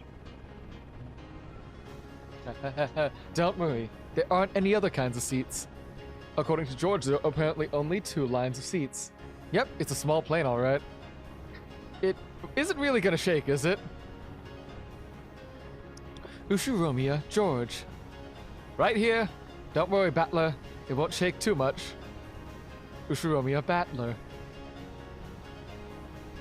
George, how much is not too much? You can just swim if you fall off a boat, but if a plane crashes, you're screwed, right? Well, I mean, this is Soundwave speaking. Technically, you can survive a 30,000-foot drop. It's not fun. Anyways, we all get our own parachutes in our seats, don't we? Wait, we don't? Ushiromiya, Rudolph. Come on, Battler. Quit being a wuss and get in. Ow, Dad. Don't push me. We don't get parachutes? Ushiromiya, Kirie. Alright, stop fooling around. Let's move along. Ow! Kirie! Don't push me! This blockhead isn't moving forward! Ushiromiya, Maria. Forward, forward! Ushiromiya, Rosa. Maria. Keep quiet. This is your pilot, Kawabata. We'd like to thank you for taking New Tokyo Aviation's Flight 201 today. We estimate the flight to Nijima Airport will take about 20 minutes. We're receiving reports of atmospheric turbulence. There might be some shaking of the aircraft, so we ask that you do not unfasten your seatbelts after takeoff. George, did that guy just say we needed to wear seatbelts? In a jumbo jet. They let you undo them after takeoff, so it's gonna shake so much we can't take them off. Damn it, you tricked me. Is it gonna shake after all? Where are the parachutes? I knew I shouldn't have I knew I should have taken the boat. Hey, sound. Oh, yep.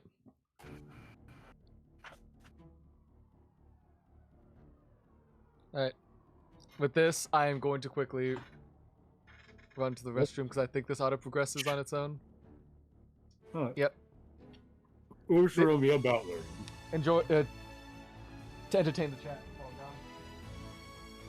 That's asking a lot, guys. Ushiromiya George, Ushiromiya Jessica, Ushiromiya Maria.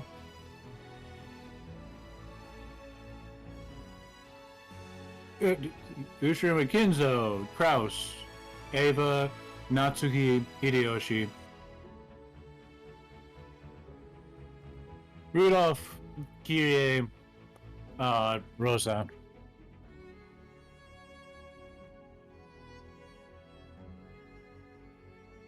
Teramasa.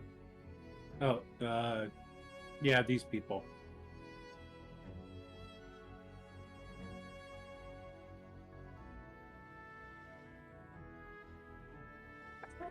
Look at this plane. Look at the view.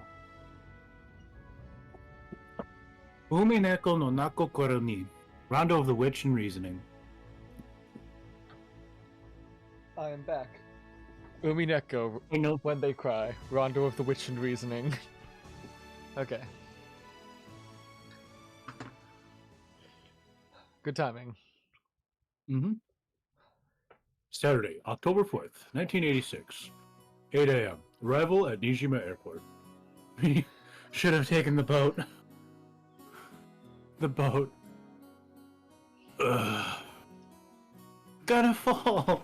Gonna fall.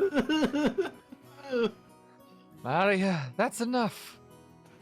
What a surprise. I thought there was nothing that could scare Battler. This guy can't handle vehicles for some reason. Always yells about falling and sinking and stuff. You're a disgrace of a man, you are. If we were meant to fly, God would have given us wings. Shut up. The thing was seriously shaking too much. I just got a little stressed since it's my first time on a small plane like that. This is you. Oh, shit. I took a bite of my sandwich too. Wait a second.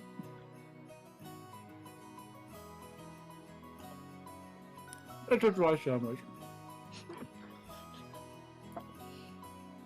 You call that a little stressed? Sounds like you would have had fun. It could have been fun to take an overseas vacation with you, Battler. Wouldn't you like to go to Egypt with your aunt? You'd get to ride a plane for a full 14 hours. It's hell. Riding a plane for 14 hours is hell. No, that's a good plan. Battler, you should let Ava Nesan toughen you up some. But boy, were you hilarious. That's assholes. Nah. Everyone's got their own strong and weak points. It's bad to laugh at them. Dad, you're laughing too. Maria, you shouldn't laugh anymore. Shouldn't laugh anymore. Damn it. This being scared of planes really such a big deal. Everyone obviously thinks I'm a big oaf now.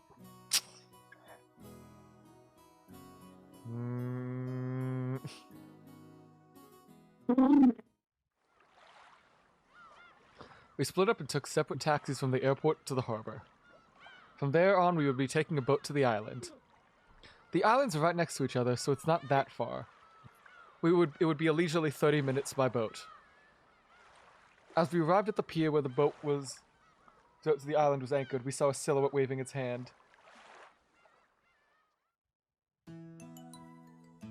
Okay, who took the last voice? I think it was you? Yeah, I think I took Maria. Yeah. George! It's been so fucking long! Ah, Jessica, it's been a year since I last saw you. You've gotten taller again, haven't you? Don't give me that. It's embarrassing to hear that every year. Hey, George, you gotta be kidding me. Is that really Jessica? Wait a sec, George. This massive beast is Battler? We both stare each other down. Gee.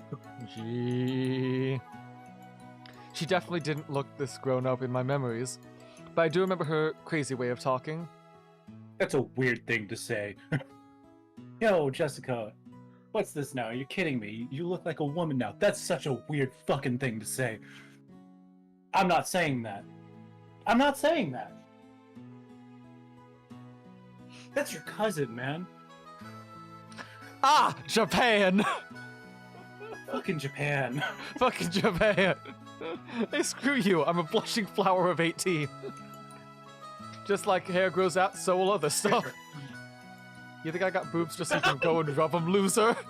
And what about you? You got anything to back up that ridiculous size? You able to grow any actual muscle? Or are you just a fucking stick? You better believe... Oh, fuck. You can't... I was prepared for that to be another pervert joke. You better believe it. I'll show you how much training I've piled up since back then. It might be.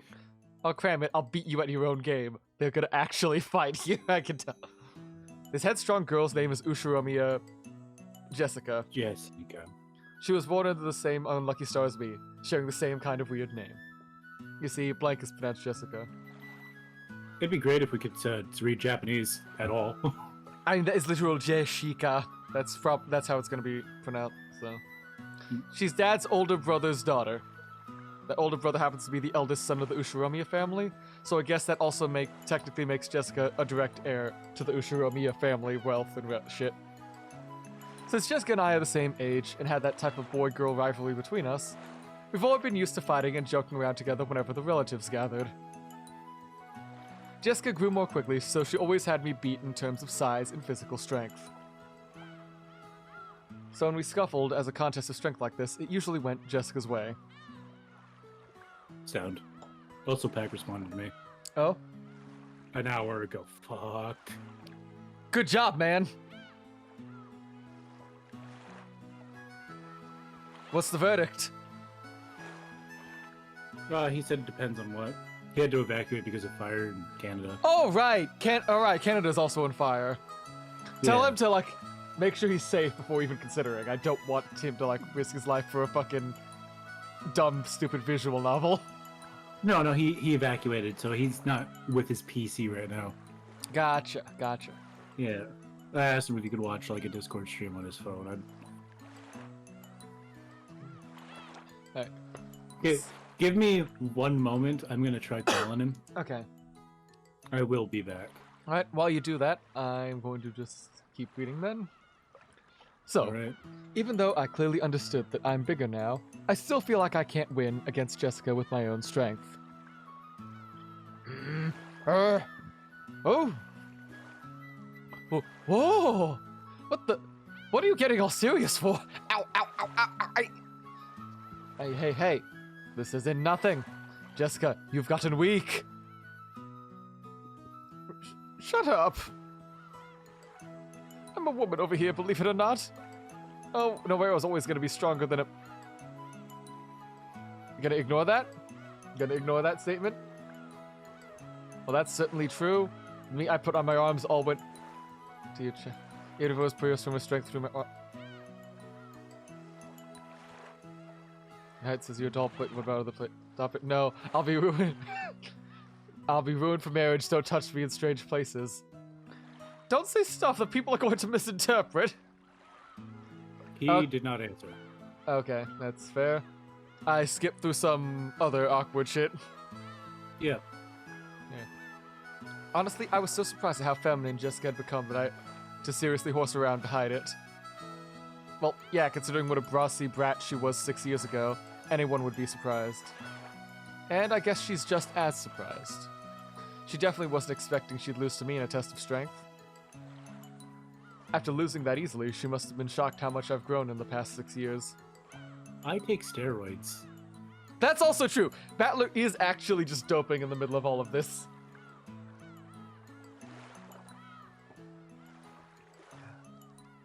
Six years. Once again, I'm being shown just what a huge gap of time that is. So, total defeat. It's like I'm no match for you anymore. That's not true. Even Battler must have his weakness. Right, Maria? Gonna fall. Gonna fall. Don't, Maria. Let's keep that a secret, okay? Fall? What the hell is this? Sorry, but you won't be seeing that weakness of mine now. After all, the nightmare plane trip is already over and done with. The only thing left is the nice, quiet splashing of the boat trip. I never thought I'd become so fond of that piece of junk boat. Eh? George, is there something wrong with his head? You'll understand soon. Very soon. Weakness randomized drug tests.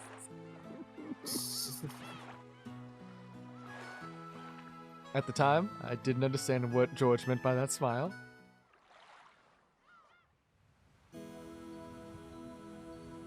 Oh, you want to do an old lady voice? Son of a bit. You don't have to if you don't want. What we have here? What have we here? Oh, Battler son, how big you've grown. Who is it this time? It's an old lady with an apron. Oh yeah, that takes me back. I remember now. Remember her, Battler? You remember, she's Kumasawa-san, one of the servants, because we are rich enough to have servants as well as probably a private island, if that's where we're going. Yep.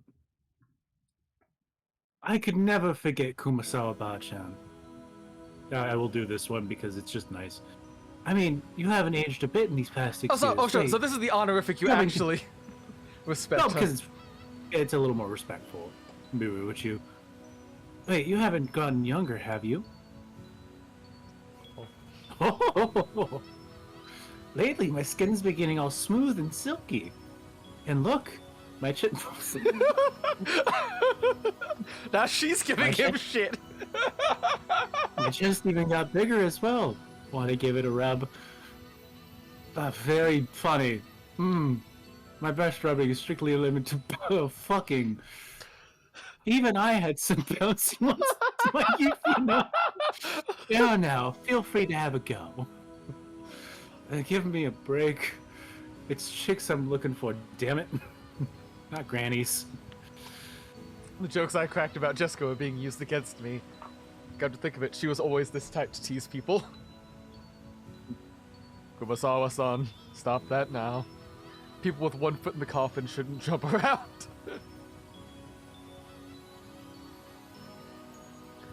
Oh, to sport with the young is the best rejuvenation medicine. Oh, Jesus Christ. What? It's rare for you to come pick us up, Kumasawa-san. Hey, well, so here's the thing about honorifics. They make more sense when you use the Japanese names with them. I mean, don't you see all the kanji making up their names? Back there, this is the entire thing where it sounds weird, but it's still Japanese. Yeah, but we're American saying English names sound.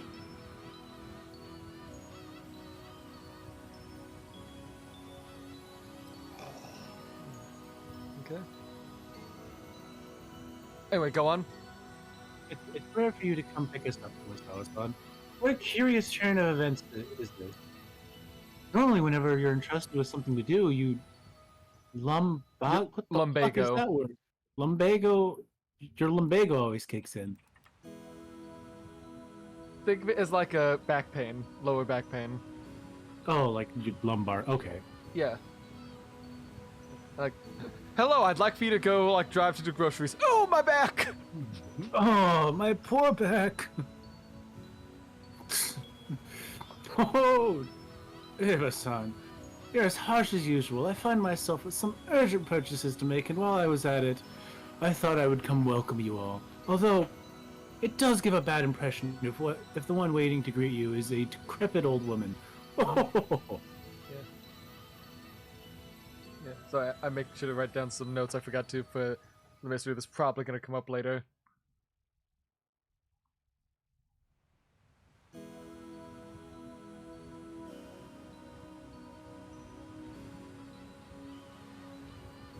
Okay.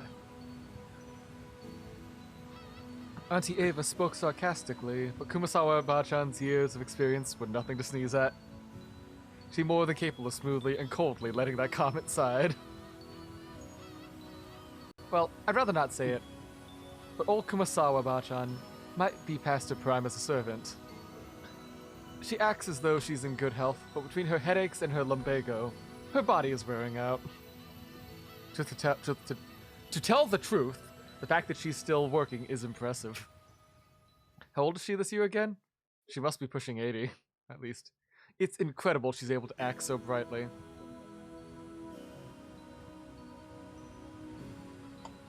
This is you. I know, I'm taking a drink.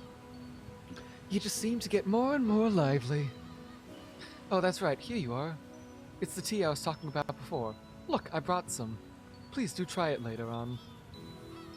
Auntie Rosa showed her the souvenir bag she'd taken out of a suitcase.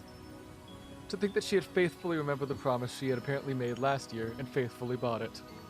This is a sort of thoughtfulness that was just like Auntie Rosa. She wasn't the kind of person who would forget or break a promise.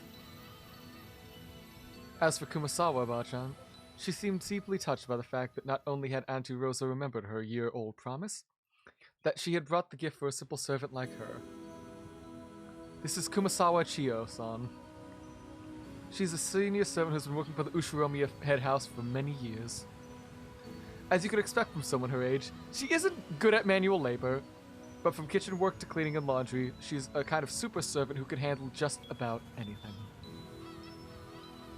It seems like her only flaw is her tendency to slack off. I hear she tries to get away from heavy or troublesome work by playing up her chronic diseases. In Kumasawa-bachan's case, maybe we should call that sort of lazy craftiness. Though, it probably doesn't impress anyone paying her salary. Ah well, even if she's pretty flaky when it comes to work, I could never dislike her. I guess that's probably because of her cheerfulness and her constant smile. Glad to see you in fine spirits. How's your back doing then? Even with the medicine, it's not getting one whit better. According to the doctor, nothing can be done for this one. And it's what's called an incurable disease. Blows me away how you keep getting prettier, Jessica.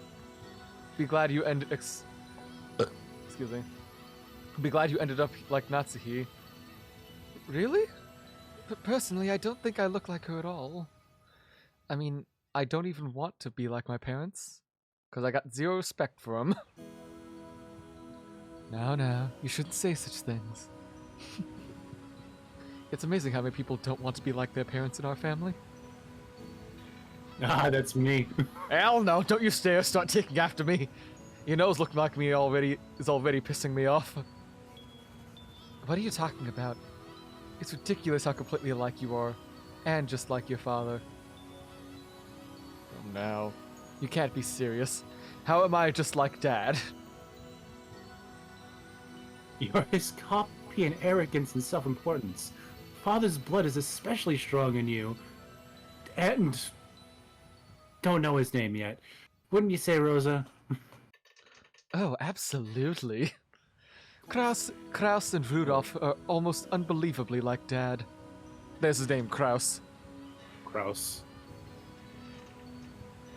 Alright, already. Why am I the only one under fire from the girls? Hideyoshi, help me out. My, Rudolph. Always so popular with the ladies. I'm jealous.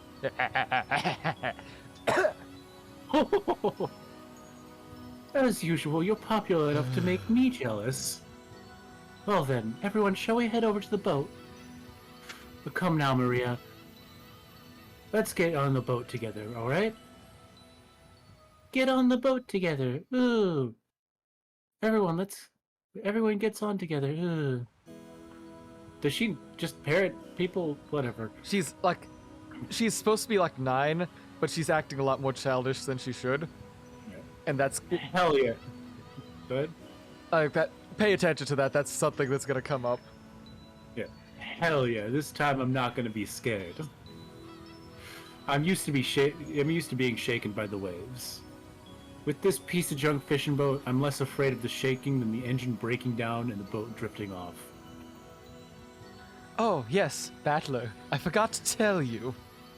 That fishing boat was completely decrepit, so we took it out of service a few years back. Now we get taken to the island by another boat. Son of a bitch. Oh, right! It's Battler's first time on the new boat. It's super comfy and frickin' fast. It can go crazy high speeds.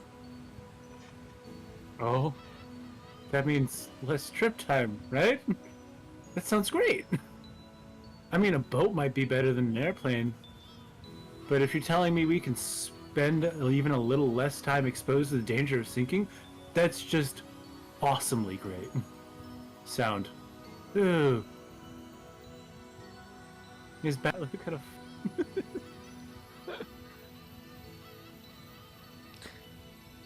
Is Battler gonna fall again? Damn, his cousin's just not letting him get even a... No, there was no chill in the Ushiromiya family house.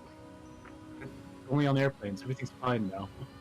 You know, it's apparently a modded high-speed boat, the captain's pride and joy. He's tinkered with it quite a lot.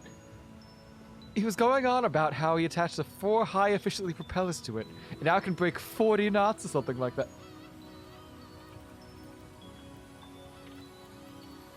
Fast. It goes fast. It can go like 40 miles an hour. Yeah. Which is fast on water. Yeah. He bragged about me so much I ended up memorizing it. Me too. I remember that since we're told about it every year. The captain said that since he lost a speed contest with a foreign fishing boat a long time ago, he became obsessed with modding. He told us how his opponent back then could go over 30 knots, even though it was only in a fishing boat. To fulfill his thirst for a revenge match, he created an awesome new super high-speed modded boat. I'm sure you'll just love it, Battler. Super high-speed modded boat? My first thought was that this would be much better than some beat-up boat that might sink at any time. But for some reason, I'm getting this feeling of foreboding.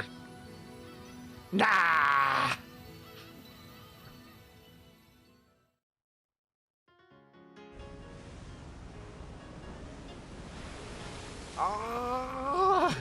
Hydrate before you dehydrate!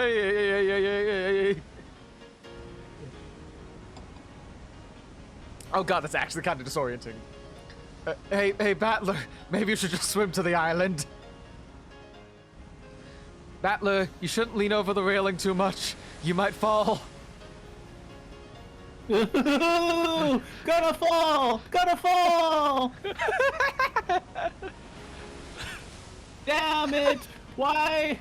So this is why you were all grinning before!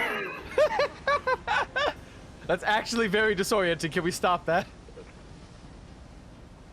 No, we can't. Fuck. Okay.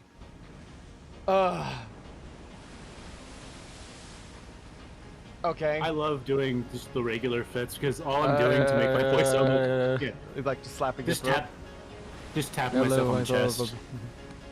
Do the ow. Hi, SpongeBob. Yeah. While we're here, this is gonna be the full cast for this chapter. Are we both going in blind? No, I have gone through the first chapter a bit, but this is like I have not gotten past I have not beaten the question arc yet, so I am just going through here to re-experience and double check some stuff I wanted to notice before going into episode 2. And this is Soundwave's first time, so I know what's happening for this episode. He does not, so I am just trying to see what he knows. But this is gonna be the full cast. My exposure to this author is like the first few episodes of Higurashi. So yeah, basically I'm going in almost completely blind. Yeah, this is the character tab, so we can get fun stuff like she has asthma.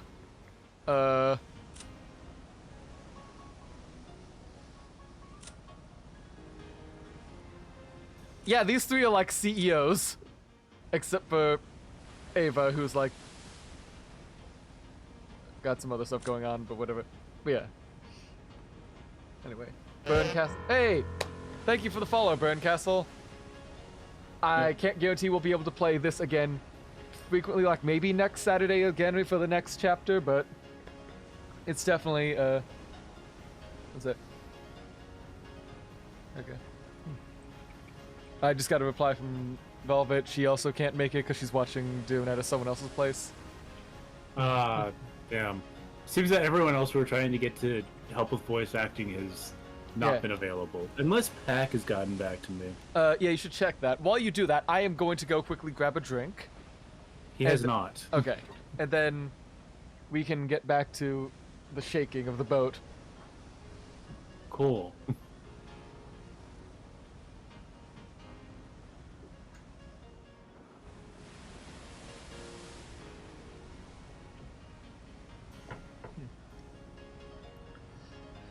Okay, are you ready for the shaking? Yep. The super high-speed boat. I'm not doing that for the inner monologue. The super high-speed boat, said to have been modded to hell and back by its captain as a personal hobby, was definitely nothing like the battered old fishing boat from 6 years ago. Whoa! It's shaking! It's shaking! It's shaking! I'm gonna fall! I'm gonna fall! I'm gonna fall! Ooh! Gonna fall! Gonna fall! Gonna fall! I'll fall out of the sea if I drown. Gosh damn it! Where's the parachute? No! Where's the buoy? Give me a life jacket! What the hell, Battler? What's that supposed to be? Jessica! Maria! It's not nice to tease. Battler, if you're scared, then just don't come out on deck. I think that if you stay inside the boat, you'll be a bit less afraid. No, thanks, George. Shipwreck victims are always the ones inside the boat. The survivors are usually those on deck during the accident. Yeah, I'm gonna stop doing that. That hurts. Yeah. So I'm staying right here. But it's shaking. I'm falling. Shaking. Falling. Hold on. I need to... Yeah, ow. Fucking did that too much. Hold on.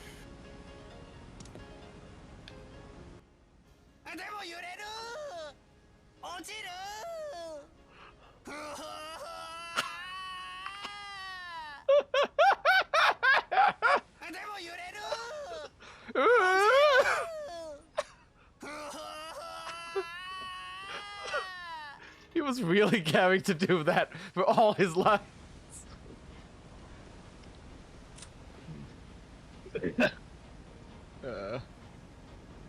Okay. You're up. Shaking, falling. Maria, I told you to behave yourself. But, Battler, it looks like you really can't handle it. I'll go tell the captain to slow down for you. Whoa, Auntie Rosa, thank you. Even on the sea, exercise safe driving, reduce speeds, point and call.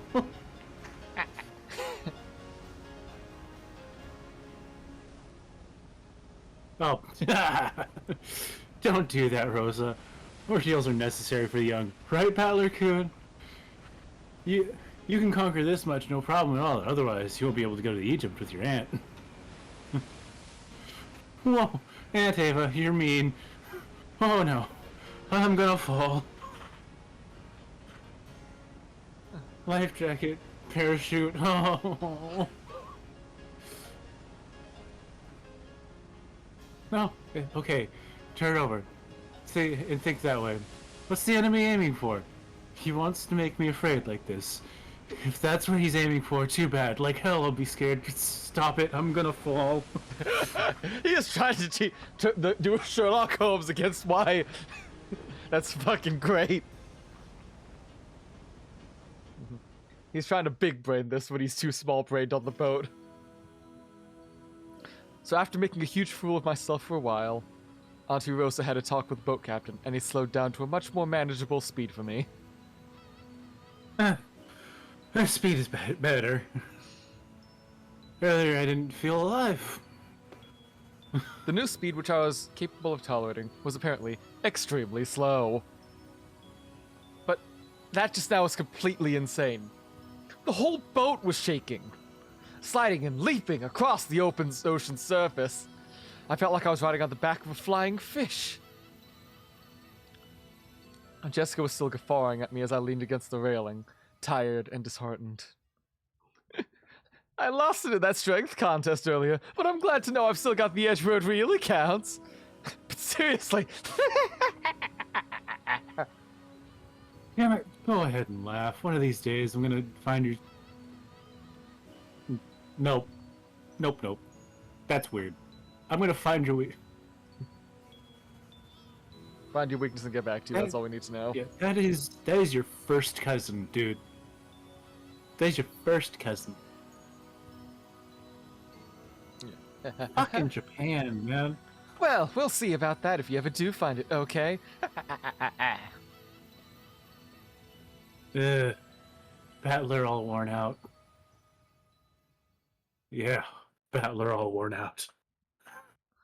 I want to die on land, on the ocean, or the sky. Well, I mean, to be fair, if you die in a plane, more likely than not, you're dying on land. I don't know. Fortunately, there's more water on the Earth with which to crash on than land. Okay, dude, so flying out of LA to go to, like, to go to Vegas. Yeah? Oh, so they have to say, in the extremely unlikely event that we make a water landing.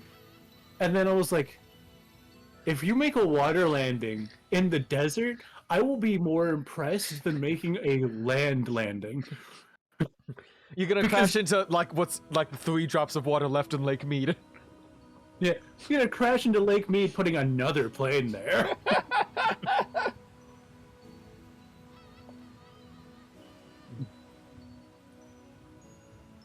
Anyways. Maria was patting my back, so I patted her head in return. Her expression was blank, as usual, but I realized that she wanted to console me. Battler, the captain is throwing in drinks to make up for this. Have a drink and take a break, why don't you? To calm yourself down. Here's a beer. George and Kumasawa brought us each an ice-cold drink with drops of moisture on the can. Judging from Kumasawa's big grin, our parents inside the boat were probably all rolling around, laughing at my moments of pure terror. Damn it. I'm so embarrassed that I can't bear to face any of them. If I didn't change the subject somehow, I had a feeling I'd be the butt of everyone's jokes for the whole trip. So I tried to think of something harmless to talk about. Hey, Jessica. How are Uncle Kraus and Aunt Natalie doing? My old man and mom? Unfortunately, they're fine. Even though every other word out of their mouths is study, study, which pisses me off. I'm so jealous, because it looks like Uncle Rudolph or Uncle Hideyoshi don't say those kinds of things. No. When I was slacking off during exams, I was always getting told, exams, exams, exams.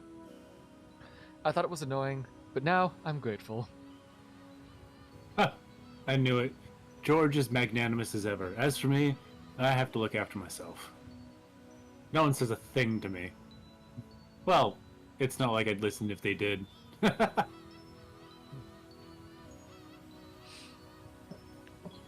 Battler, son.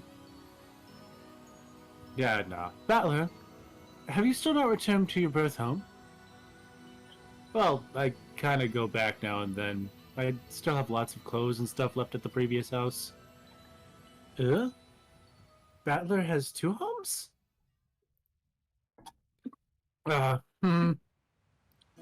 Something like that. Why? Why do you have 2 homes? Only Maria, who couldn't have really grasped the situation, voiced her naive question. However, the others just shot nervous glances at me, choosing not to respond, even though they knew the answer. Maria, look, you can see the harbor now. Look over there. Can you see it? Yeah? Saw the harbor, land ho! Apparently, Jessica was trying to be nice by changing the subject. Well, yeah. I'd rather not talk about it if I can help it, but it's uncomfortable to have it treated like some kind of weird taboo. I don't mind that much myself anymore. I am an Ushiromiya, but the truth is, for the past 6 years, I've been living with my grandparents' house on my late mother's side, and I've been using her family name.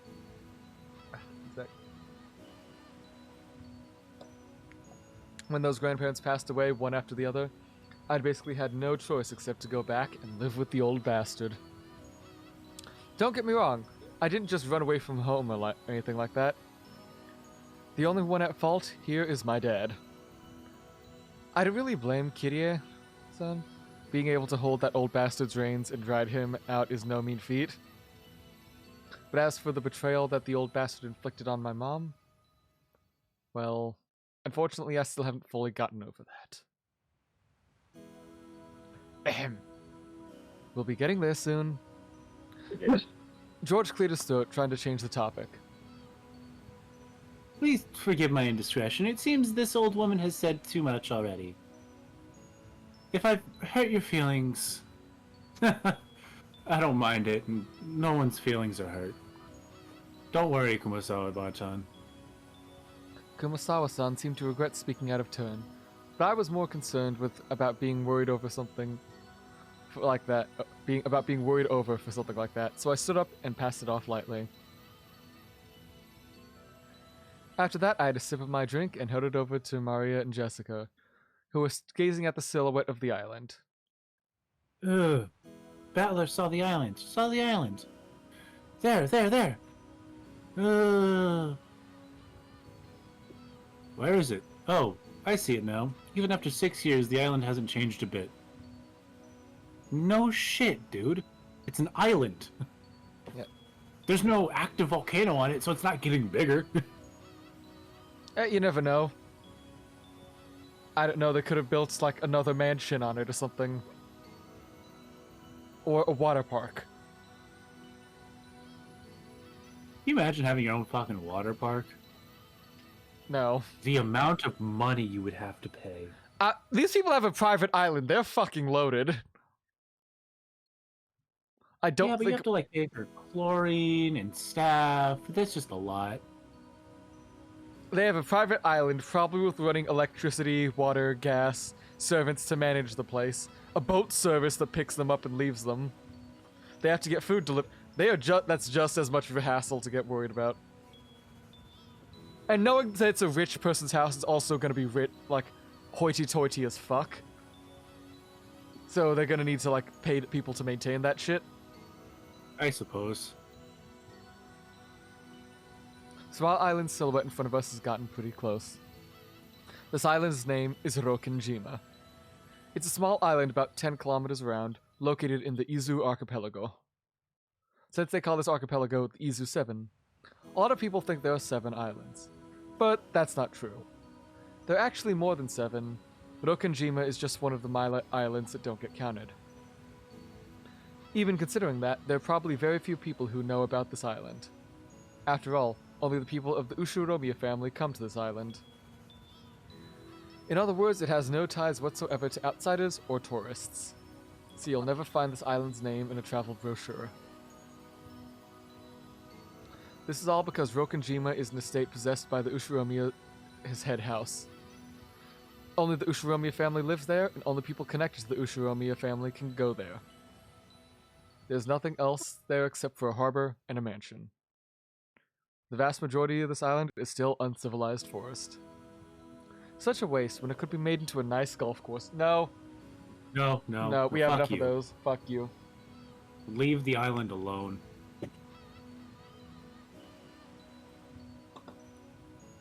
However, when you realize that the entire coastline is a private beach, it starts to sound pretty magnificent. You might have realized it by now, but to put it simply, well, the Ushiromiya family is just rolling in dough. The fortune possessed by the head house is apparently vast, and Dad and the others who make up the branch families have built up plenty of wealth for themselves, trying to find success in their finding success in their respective business. Fuck. I've been living a commoner's life at my grandparents' home for these 6 years, so I'd completely forgotten. But the old bastard's house really is elegant, and everything about it is tuned to match the snobbish tastes of the annoyingly rich. Come to think of it, I guess that means George, Jessica, Maria, and I are all wealthy, high-class gentlemen and ladies. Needless to say, none of us felt that way at all. I don't see myself as being rich, and George, who takes self-discipline very seriously, doesn't let himself get too comfortable. Jessica's always complaining that she'd rather move to the city than be rich. And Maria's still a kid who isn't even interested in money at all. I guess that attitude itself is snobbish. From the perspective of people in poverty who can't pay the bills, we're very lucky to even have the luxury of thinking this way. Yeah. Oh yeah. No, for real. No, that is like fully correct. Like at least he's self-aware. He's self-aware he's a rich prick. But he's also like, he lived the poor life for a while, so at least that's... So he's got there's some commoner and then there's poor. He probably lived like a middle-class life. Like his mom married rich, so... My thoughts getting a bit worked out. You want to narrate for a bit? This isn't the place to explain any further, so I won't.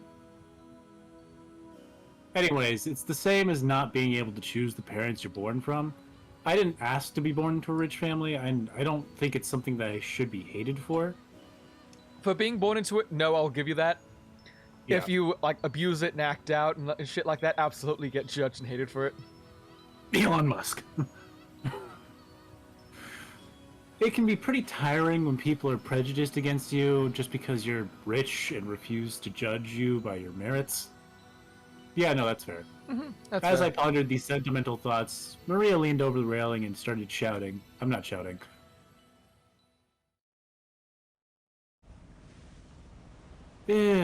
Gone. What's wrong, Maria? Did you drop something? Gone. Maria kept yelling, gone. From her words alone, you would think that she had perhaps dropped something, but she was actually pointing out over the ocean as she shouted. What's wrong? What's gone? I'll look for it too if you want. What is it? If she dropped something, she would have probably have looked toward the floor, but Maria was pointing over the ocean. One would assume that she had seen something out over the ocean, but she kept saying something that something was gone. Strange. However, since my last memories of the place came from 6 years ago, I was able to spot it before George, who'd come here every year. Huh. If I remember correctly, wasn't there a torii or something on top of the small crag over there? That's right. It was definitely there.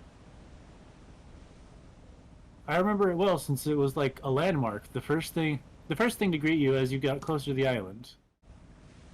Wow, you're amazing, Battler. Even though it's been 6 years, you remembered. It was here, wasn't it? I remember too. There used to be a little shrine and a torii-like thing standing atop that, all alone on that crag. And now that you mention it, they are gone, aren't they? They definitely were there last year, I think. Gone. Gone. Maybe they were washed away by the waves or something. It was a small crag. It probably got brittle because of its exposure. I think so too. It actually disappeared during the summer. Apparently. A huge lightning bolt fell one evening and smashed the shrine or some such. The fisherman whispered that it must undoubtedly be the ominous sign to have a thunderbolt fall upon our Tutelary? tutelary? Tutelary. Tutelary god. Lightning be gone, lightning be gone. Kumasawa-san smiled impishly, as if teasing us, rubbing her hands together. However, Maria was apparently taking it seriously, and she stared fixedly over the ocean to where the crag enshrining the local guardian deity was supposed to be. An ominous sign.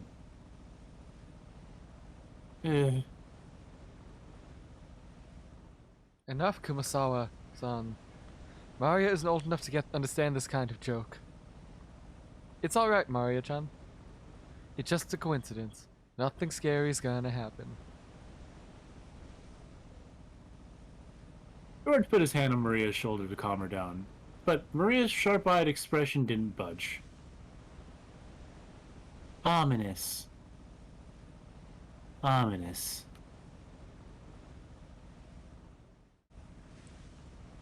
Maria muttered that word over and over. Apparently repeating a single word over and over is a habit that Maria's had for a long time.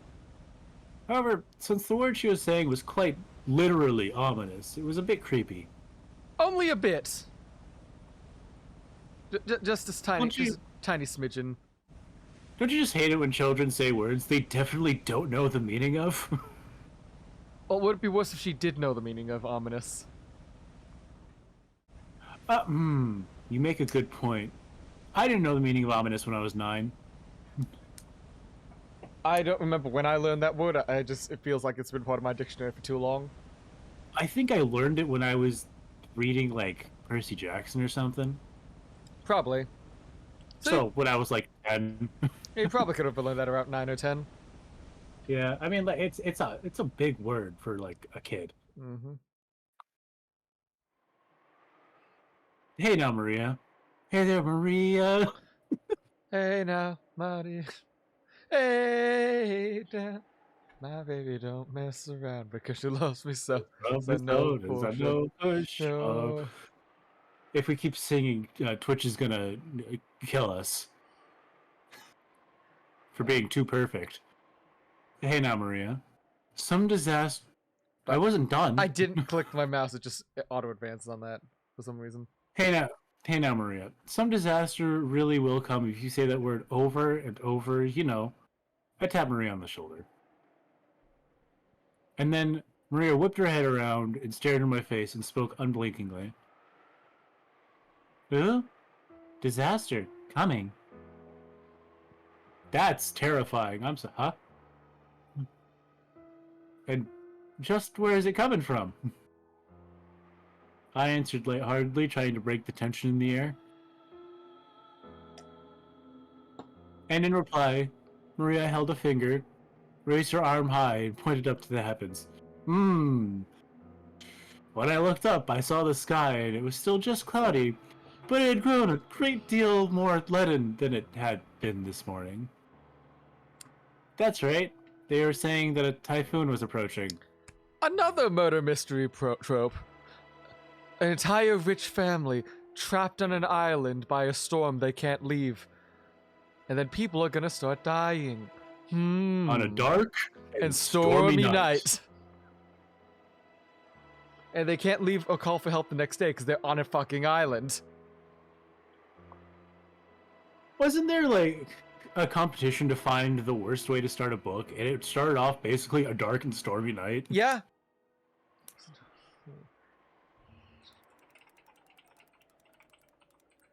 And that's just because, like, it's become, like, parodied and archetypical, even though it was originally on a book from, was it Paul Clifford, that novel? By... Fuck, I forget the name, but it's, like... It was about, like, some, like, criminal, like, or, like, bandit during the French Revolution. Yeah. I'm sure it's a good book. I'm just saying, like, when you say it too much, it becomes a trope, and, like, not that tropes are bad. Tropes are very good, they help with writing, but the point is, if you lean too far into a trope, it becomes stale. Mm-hmm. Like, use tropes, but use them wisely. Anyways, yeah, that's right. They were saying a typhoon was approaching. We had planned to spend one night on the island, but if this storm doesn't pass, I won't be able to make it to school on Monday. Oh no, what a tragedy. What a shame. Who could have seen that? It's a disaster, honestly. Ooh, would have thunk it.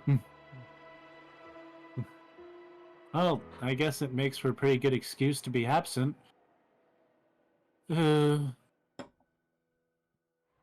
She apparently sensed something ominous in this cloudy sky. She's been muttering for a while now. Girls at Maria's age tend to be very impressionable. She's just about the age where many girls start to get excited about sixth sense and whether they have psychic potential and stuff. That's an overgeneralization, but okay. In a way, being sensitive about things like this isn't really out of the ordinary for a kid like her. It's an overgeneralization, but it's probably just like, that's how they're like feeding information to the reader that like, oh, she's gonna be into this spooky shit when shit goes down. It's a generalization, but it's being used for a purpose and not just, you know... Yeah, no, I get that. Not like Battler being a fucking pervert. Yeah, no, that's just weird. Yeah. At least he got some quid pro quo from Kumasawa, but yeah, that's still... Yeah. Am I missing? I've been missing. Nope. I was wondering if I was missing stuff happening in chat. It's alright, Maria. The weather might get worse around tonight, but tomorrow it'll clear up and become a pretty blue sky. Pretty blue sky. That's right. By tomorrow it'll be a pretty blue sky. There's no rain that doesn't end and no cloud that never clear. Rain that doesn't end, clouds that never clear. Sure, the typhoon's coming, but it'll be gone before you know it. It's alright, Maria. I'm not. Wow, she's really going for it. Yeah? Maria started yelling, It looked as though she was having a tantrum because no one could understand what she was trying to say. What in the world is Maria trying so desperately to warn us about? Unable to understand her, we could do nothing but feel a vague sense of foreboding. I've heard that everyone can feel the supernatural, but that it weakens as you age. That might mean that Maria, the youngest of us all, still possessed some kind of sense that the rest of us had lost. I wonder if that sense is sending her a warning. At that moment, Kumasawa-san quietly opened her mouth. Rumor has it that a long time ago, Rokkenjima was... Kumasawa-san, let us not talk about that now. Just as Kumasawa-san was about to tell some kind of story, Jessica sharply interrupted her. For Jessica, That was an extremely firm reaction. I wanted to push her further, but just out of simple I wanted to push her further just out of simple curiosity. But judging by how Jessica was acting, it wasn't difficult to imagine that it would simply inflame Maria's unease further. If I did try to press her for the story, the odds were pretty good that it wouldn't be anything bright and cheery. Oh, I do apologize about that. The wind here is hard to bear for the elderly, so if you would excuse me for now. My glaucoma's acting up. Raisins! Gossipers will have no reason to hang around after they've been told to stop chatting. When Kumasawa-san finally realized that she'd overstepped her bounds, she went back inside the boat.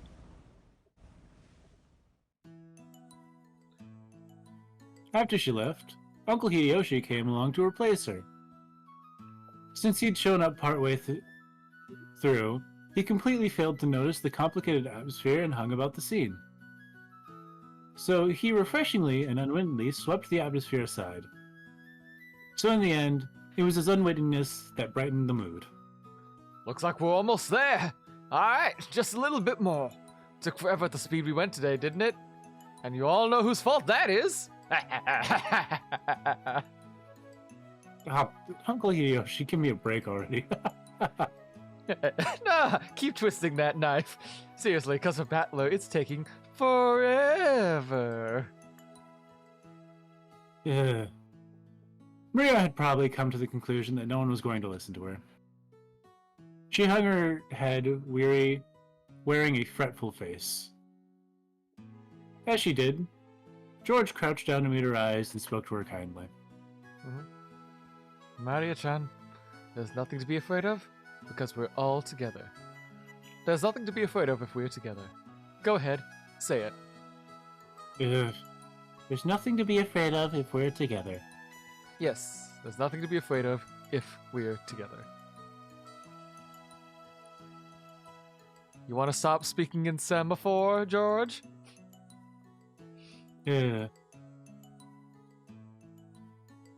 George knows what he's talking about. If we're all together, there'll be fuck. I'm the scat man. You ever just eat a word? I've eaten several today. If we're all together, they'll fucking. That's such a simple word. Take a If breath. we're all together, Yep. There'll absolutely never be anything at all to be scared of, right, Jessica? Jesse? No doubt about that. George always tells the truth, Maria. George, always true. Yes, I don't lie, so trust me. There's nothing to be afraid of if we're all together. Those are the words of a liar. George doesn't lie. I trust you. There's nothing to be afraid of if we're all together. Not afraid. Maria jumped into George's arms and hugged him tightly. My throat's feeling a bit better, so I think I can keep up for a bit. Yep. After that, he patted her head and she jumped away again. Her facial expression had returned so completely to normal that she looked like a totally different person from moments before. She was once again the ordinary Maria. There's nothing to be afraid of anymore because we're all together. Yeah, that's it. You look all better now. You're strong, Maria. Good girl. I'm a good, probably Watashi. Yeah, Wait, perhaps.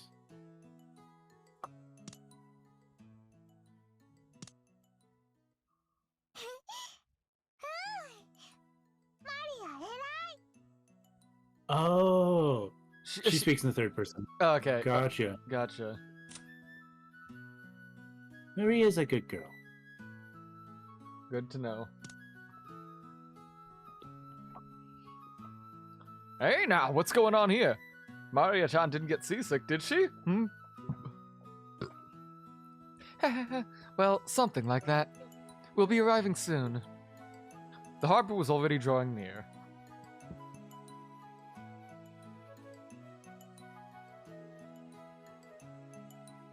Alright. Yeah. What a great break time. I'm gonna go to the bathroom. Yep.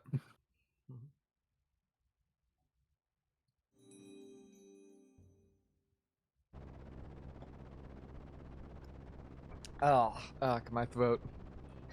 I forgot how much it would make your throat hurt talking this much after not streaming for a while. I definitely feel out of practice, because I could used to be able to go for like, what was it, 4-hour streams without feeling much strain? I guess, like, since this is a visual novel and very much like a lot more focuses on speaking and voice acting and stuff, compared to just like playing the game and letting that take over like moments of downtime. I guess that is causing some bits to change, but it is what it is for now. I'm still glad to be able to start streaming again, so that's good to hear. Yep, we are barely into the story. We are like a 10th of the way into the story so far, so I wonder how... I want Soundwave to come back, because I do want to ask what he's thinking about everything so far with the cast we've got, and if he can, like, what he can tell for what is going on for the moment. Because this is already over half the characters we've been introduced to, and while we haven't gotten, like, all of their, like, special, like, quirks and personality details, there's still a lot you can say just from, like, how we've seen them interact from now. And from, like, prior experience with, like, mystery and horror and murder stories. Of course, like, the real question is once we get to the whole Witch's Epitaph and, like, how Soundwave will react to that. But, that will be whenever that comes up, so... I'm back. Welcome back, so... Since we hit, like, a small... Hello? Go ahead. No, go ahead. What were you gonna say? Oh, I love that there's only 2 bathrooms in my house. Both of them were used, so I had to go outside. Oh, just go in the bushes? Yep, go behind the house. Anyway, I want to ask for a minute just so we can have a small break from just all the reading and have like some back and just go... Of what you've seen so far, since we're about a 10th of the way through the first episode, what are your thoughts so far? We haven't been introduced to everyone, but you've got a good, like, at least the, like, introductions to over half the cast so far. Alright, so... Old lady's either going to kill somebody or die. Wow, no hesitation! You immediately think she's evil. No. So either she's gonna die or she's gonna kill somebody, because this is the Higurashi author. Yes. Everyone could murder somebody. Mm-hmm. George is 100% gonna kill somebody. Mm-hmm. Maria will probably not kill somebody, but will probably, like, be around a murder or die. Hopefully not. But, like, once again, Higurashi author. His stepmom is probably okay. Hmm? Although, that served as Rudolph's right hand in several shady pieces of business, guiding them to success is odd. Yeah, there's some bits of information you don't think about until you, like, either look here, and it's kind of important when it unless it gets brought up, so... Like... She is gonna have an asthma attack and die. Okay, so let me mark down your death count. It is going to be... Kumasawa's dying. George is gonna kill somebody. Okay, George's gonna kill somebody. She will... Jessica will She'll almost definitely die from an asthma attack or something. Or she'll, like, be given away by one. Alright, Ava. Ava? Probably kills somebody. Okay. Rudolph will die. Yeah. Oh, his former's wife, his name is Asumu. Yeah. Okay, that's weird. Alright, so... Oh, he's got a fucking scroll bar. Hideyoshi seems like a stand-up dude, which means he'll either die or like get fucked up at some point. Okay, so this stand-up dude is gonna die or get fucked up, but this stand-up dude is gonna kill someone. He's too nice. He is literally the same as Hideyoshi, except he's not fat and old. He's got the fucked up glasses icon. I don't trust a man with that kind of hair. I'm gonna be real with you. You don't trust the K-pop hair? I don't trust the K-pop hair. Right, Rosa seems nice. Like, she seems like a very nice person. Like, generally, like, she'll probably witness something or, like, get murdered. Like, something's gonna happen to her and she's gonna change, but, like, as of right now, fine. Okay. And, Battler. You think he's gonna die? I mean, I feel like... I mean, this is a game where we make choices, right? No, this is straight up a novel. Ah. The choices are, do you read this chapter next, or do you read this chapter next? So...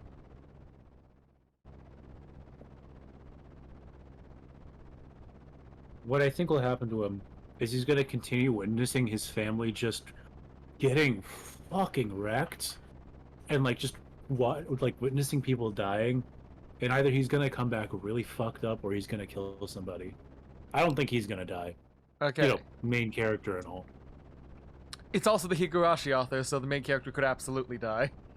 Yeah, that's true, but like when you have like the point of view character, it's a little harder just to kill them off without like that being the end of the game. Okay.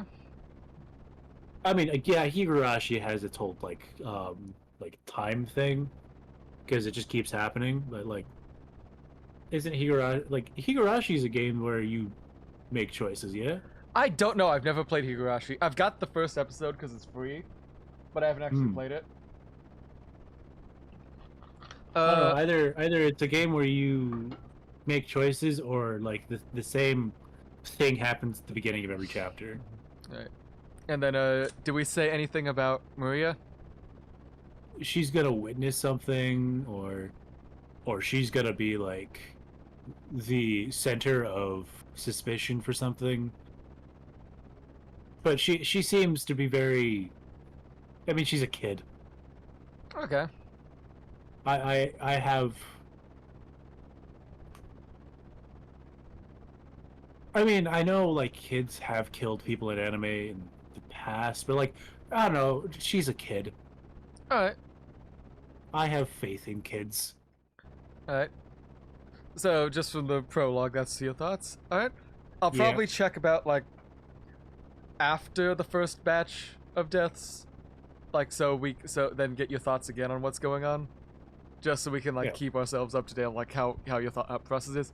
Because again, I've seen this episode, I'm done with it, and like I don't have answers for everything that happened, because it's an 8-episode game. There's a lot to go through, so I just want to see what your thoughts are and like. Can I just say, if you spot anything I do really that I like don't. Maria's design. Oh yeah, no. All of these designs are really good. Like, some of the, like, tie stuff is a bit weird, but other than that, really good. Yeah. I wish I could have I wish I could rock a suit like that. Just, maybe not the key lime green suit, but, like... the white that seems like a very... the Kazuma Kiryu suit.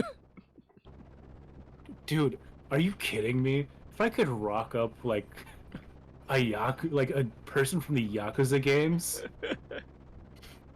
would it be Majima? Oh, would it be fuck, what's his name? The frizzy afro guy, the new latest one.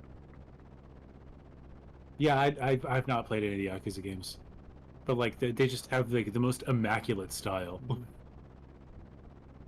I mean, I've been considering getting Zero because I've heard it's a very fun game, and it goes on sale quite often. Yeah.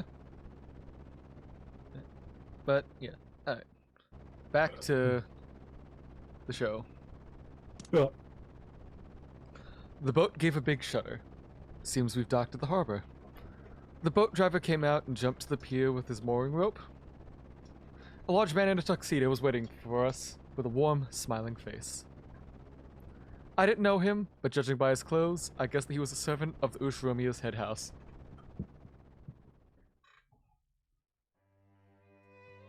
Welcome, my lady.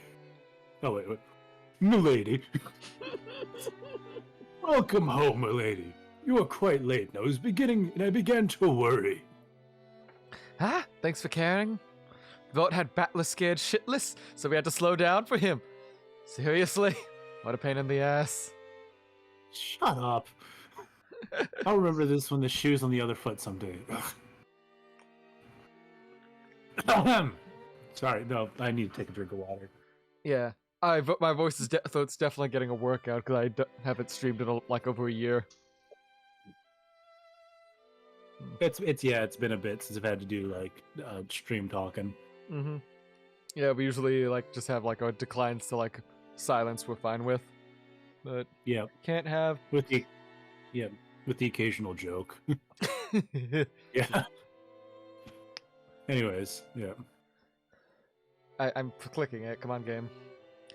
At this rate, the word will spread around the entire family, and I'll be the big conversation piece during dinner. Even without this, everyone probably all would be talking about me because of that 6-year gap. But I provided them with an even juicier topic. Damn it! Why does the Ushiromiya main family have to live on this isolated island? Meanwhile, back at the Legion of Doom... In the meanwhile, the boat had finished its mooring. A small plank was lowered so that we could get down. One by one, our parents came out of the boat. Oh, you must all be tired from your long trip. Madam, please allow me to assist you. Thanks. It's been a while, Goda-san. How are you? Thank you for your concern. It's always my pleasure to serve. Man got a fucking butt chin up there. Or like ball sack chin. Like the fucking Peter Griffin. He's a Balchinian. Yeah, Balchin. He's got the Peter Griffin Balchinian chin.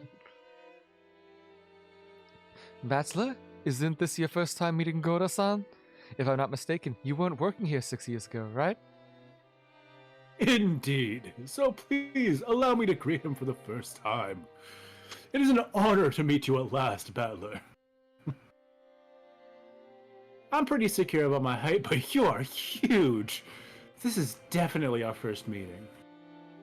If I'd ever met a big guy like you, I'd never forget it. It's a pleasure. I'm Battler.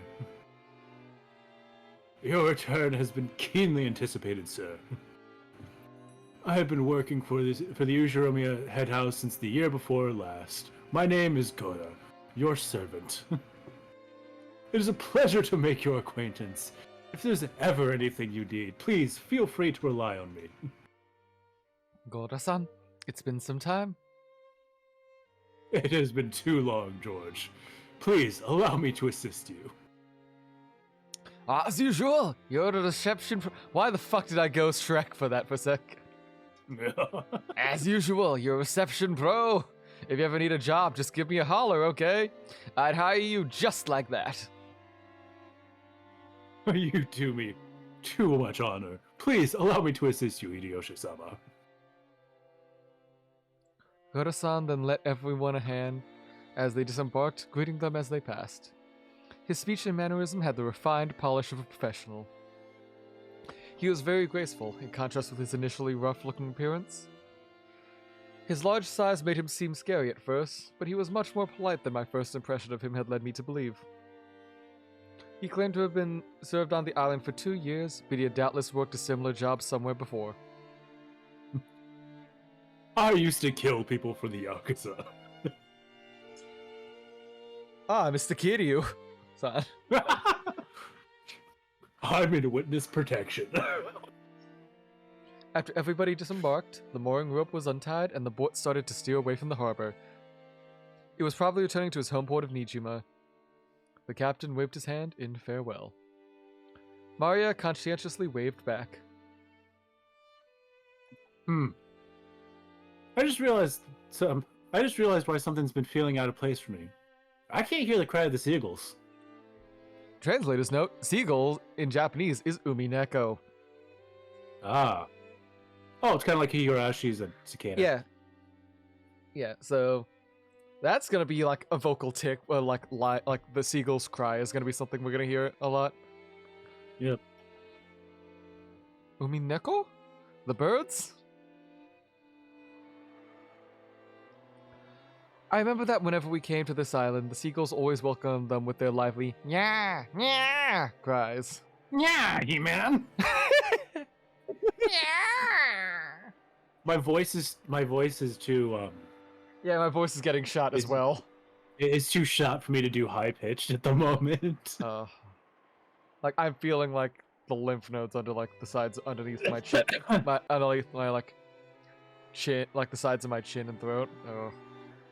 I can feel the back of my throat right now because it's all like covered in that like that mucus that happens when you talk for too long. Yeah, I'm feeling that too. How are you feeling actually voice-wise? Cause we might like it's already been almost 3 hours, so we might be able to call it in a bit. Let's get to the next like good stopping point. That should be fine. All right, so I know like we won't get another like hard chapter end for a fair bit, so we could probably find a point in the middle. Yeah. And because of that, whenever I hear the cries of seagulls in any other place, I get the feeling that I've come home to a family conference. Except for the small part of the island where those of the Ushiromiya head house live. Rokkenjima had been left uncultivated, apparently transforming into a paradise for wild birds. Seemingly, some of this cliff face or other had become home to a large seagull colony, so this island was always full of them. Since those seagulls didn't come to greet us, I felt a bit lonely.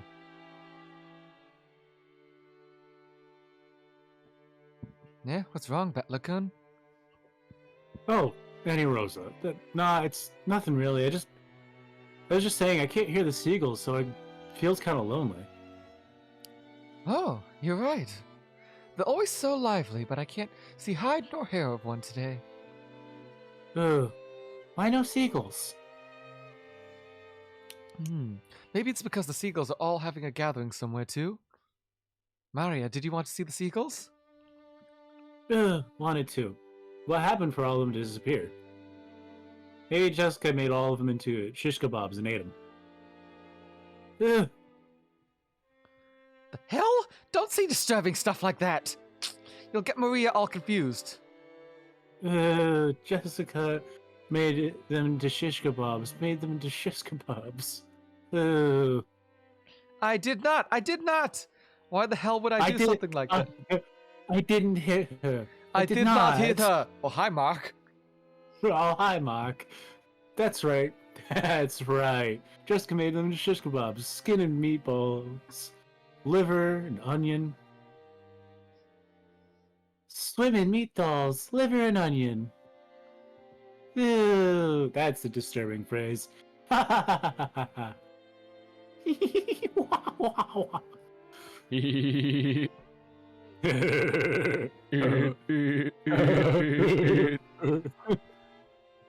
Gotta get like a hard cutoff like between after each like to like do the Sans voice. On days like the birds aren't singing, the flowers are blooming. On days like these, kids like you should be making fun of Jessica.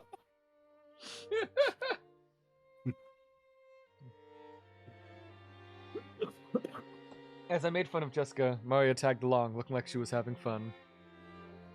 Oh, she really knows how to join in with things. Alrighty then, study today. I will make you my #1 follower. I smiled at her, and she beamed back overjoyed. I guess happy for this little bit of solidarity. That's not it, Maria. I've heard that wild birds are attuned to changes in the weather and atmospheric pressure. It looks like the weather will just get worse tonight. Fucking killjoy. It's possible they hurried back to their nests. Oh. Not kebabs? Jessica didn't make them into kebabs? You sound disappointed, kid. Battler lied! I did not hit her! Hit her! I told hi, you, Mark. I wouldn't do stuff like that. Oh, hi, George. Oh, hi, George. Alright, Battler, you admit right now that you lied. Butler, Maria is a naive girl, so she takes even jokes seriously. You should choose your jokes more carefully. George gently scolded me. Even though I outstripped Aniki in height, he was still commanded respect as my elder. No choice but to obediently apologize. Hey, my bad. Maria, that just now was a joke. It was just today the seagulls are all quiet in their nests. Battler, lie? George, true. I was having fun, but you were actually just tricking me. Her pure eyes seemed to accuse me. Maybe I went a little overboard with her after all. Yeah, that's right. What George said is true. The weather is so bad they probably went home for today. It doesn't mean they're gone, does it? Right, Auntie? That's right. Meowth, that's right! Meowth, that's right! Tomorrow when the weather gets better, I'm sure we'll come back to let you hear their meow meow cries. Ugh. I'll wait for the weather to get better. You know what? I'll wait for the weather to get better so they come back. Wait for tomorrow. Wait for the weather to get better.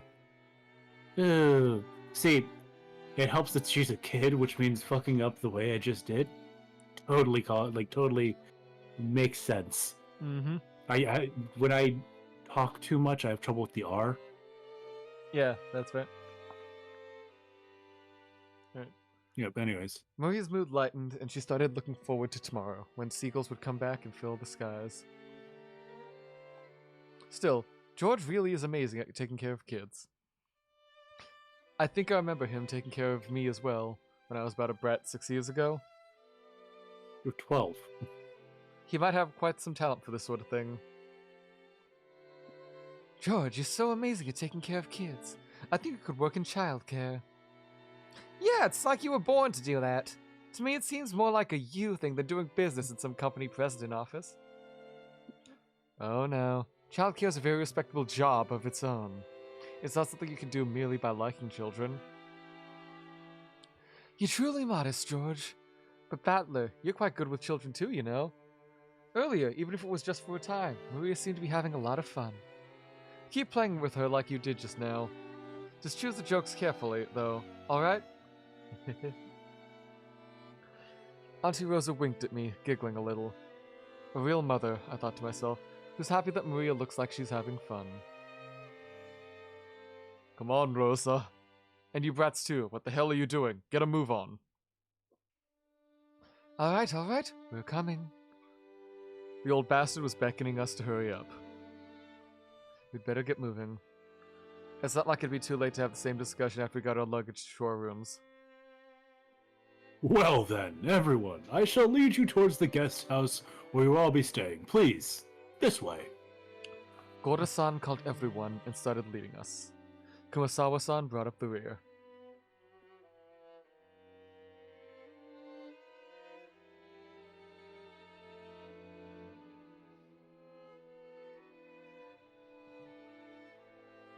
That's a lot of stairs, man. Yeah. A serpentine, twisting path led through a dim forest. It ran a bit uphill. I'd guess the path was made for twisting so the slope wouldn't feel too much. But personally, I'd be happy if they'd just been man enough to make some stairs in a straight line. No doubt they made the path twisting on purpose to put on some airs of distance and importance. Before long, we saw garden-style stone steps. Ah, I remember how it goes from here. Go up these, and at the top of the stone steps, Yeah. a beautiful guest house Sorry? came into view. How dare you? I couldn't hold it, man. There goes all the build-up intention to reveal the beautiful rose garden. You bastard. I'm allergic to pollen, so it made perfect sense. Want to take over for a bit? Oh, you want me to? Yeah. Its facade was lovely, of course, but even more than that, we couldn't help but have our hearts stolen away by the splendor of that beautiful rose garden that spread before it. Ah, it's as beautiful as ever this year. A real delight for the eyes. Oh, wait a second. Mhm. Oh, God. As they reached the top of the stone steps, the people welcomed in by the rose garden voiced their appreciation one after another. Aren't the flowers less lively this year? It must be because the summer wasn't warm enough. I also believe that is so. When one compares with last year's blooming, it is a pity that this year is somewhat inferior. Even so, it was a delightful rose garden. I remember that huge amounts of roses used to greet me every year, even over 6 years ago. This rose garden was the first thing that greeted the people who came to Rokkenjima. Even our parents who came every year couldn't help but let their wonder slip out. And moreover, it even looked like the powered-up version of the garden from 6 years ago that was in my memory. This place is always so amazing. It would be wonderful to have a rose garden like this in my own home. Give it up. Who do you think would take care of it? Those are a real pain and with bugs and diseases to worry about. Yes, they are. In fact, I can hear Kirie near Sons attends to her rose every day, and it makes sure it doesn't get nibbled on without her knowing it. Eh? I haven't heard anything like that. What is this? Yes, I do. Oh my Though with him, God. it's the rose that goes after the insects, so it's really more like a nasty carnivorous plant. Oh, so that's what you mean? Jesus Christ. Come on, Rosa, can't you give that a rest just for today? I put that sort of thing completely behind me. I wonder... After all, you are a womanizer on an almost genetic level. No need to worry, Rosa-san. If a rose gives me too much trouble, I just chop it off at the root. Jesus Christ. Oh, such frightening talk this is. Guys who are popular with the ladies are always forced to live with the danger at their side. I sure hope I turn out a bit prettier in my next life. Hideyoshi, I keep telling you it isn't like that at all. And Kirie, stop it. You're freaking me out. You're making my rose wither! Oh, Dad, what the fuck? Shut the fuck up. Hey, Maria, look over here, away from the adults. These roses are especially magnificent. Roses are magnificent. Ugh. Smells pretty sweet. Look, this matches my elegance perfectly. Hey, cut it out. Maria's gonna imitate you and get all hurt by the thorns.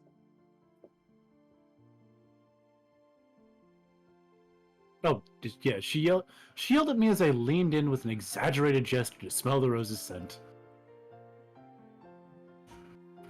Is the metaphor still there? No, Did you just the go... metaphor's gone. The metaphor's closed. the kids have separated from the adults. Don't think about that.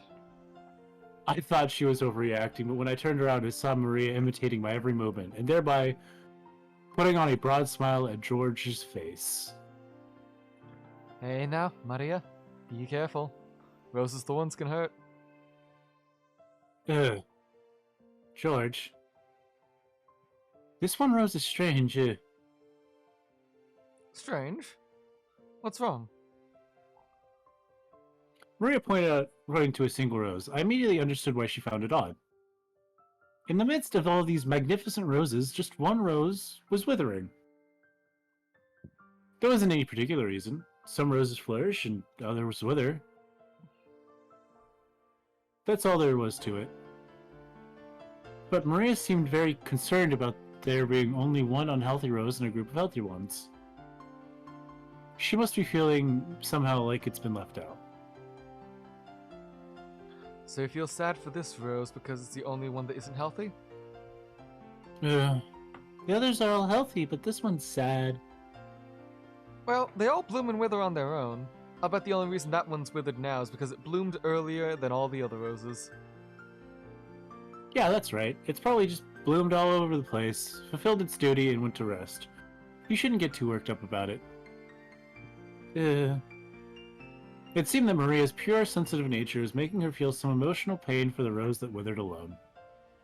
Even though she understood the logic of it, it still felt lonely to her. Okay, Maria. Why don't you look after this rose until we leave, then?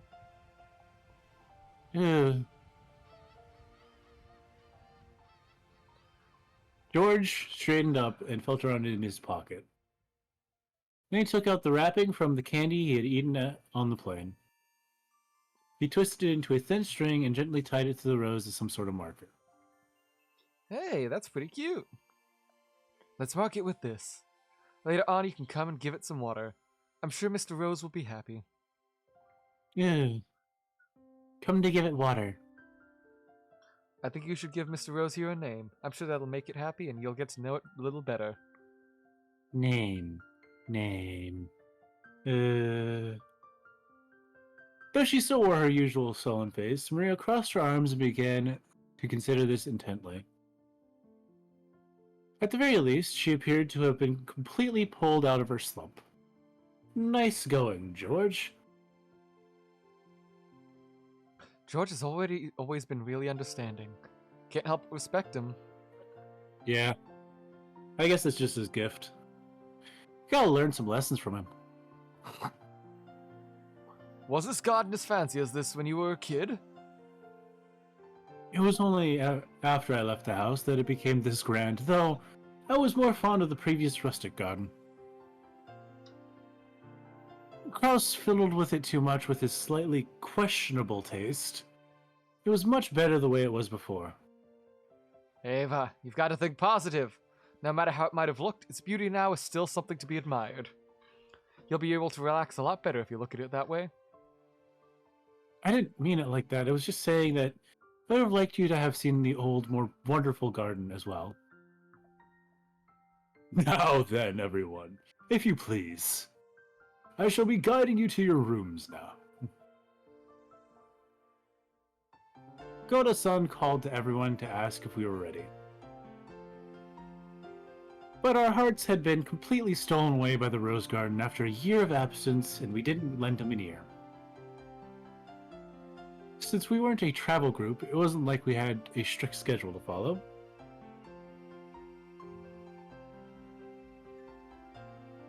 Besides, for our parents, this was their fond old birth home they had returned to, so they felt no obligation to be pressured by anyone. Understanding the situation, Goda-san continued to wait with a wide smile for our parents to lose interest in the roses and tell them to guide us to the rooms. I feel like this is a good place to stop. Yeah. I think there's another character being introduced and I don't have it in me to make a new voice. True. Alright. I'm glad that Goda-san came out because, like, yes, just a dude. Mm-hmm. Just a dude. Because he's got he looks like he's gonna have that big grand voice, so I was like, I'll just give it to him.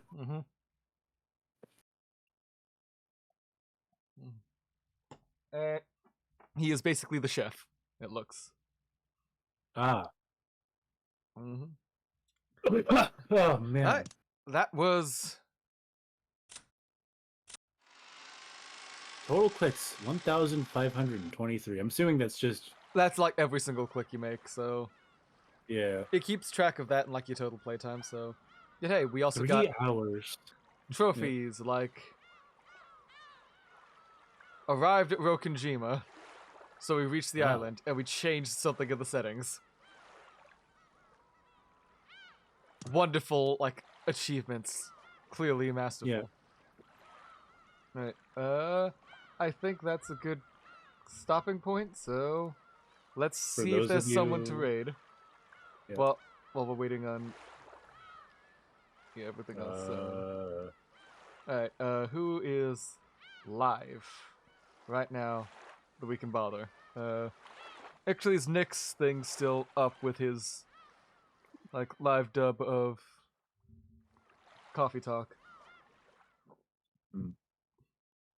Alright. Oh, yep. That's just me. Probably have this play for a bit while we figure it out. Yeah, okay. Yeah, it looks like it is, so I will go send that off on a raid. Oh god, right, there we go, raid channel.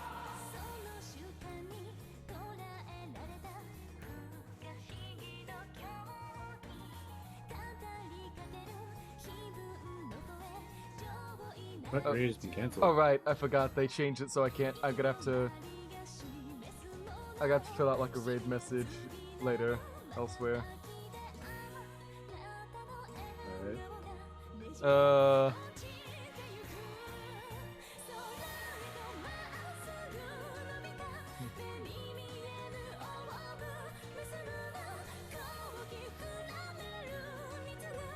Rate it in red, that'll be the message. There we go. Alright. Thank you all for joining. If we don't have another stream happening like during the week, I probably won't just because work's gonna be busy.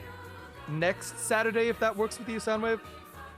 Yeah, that should work. Yeah, we can continue with episode 1 and eventually hopefully get to a murder. Yep.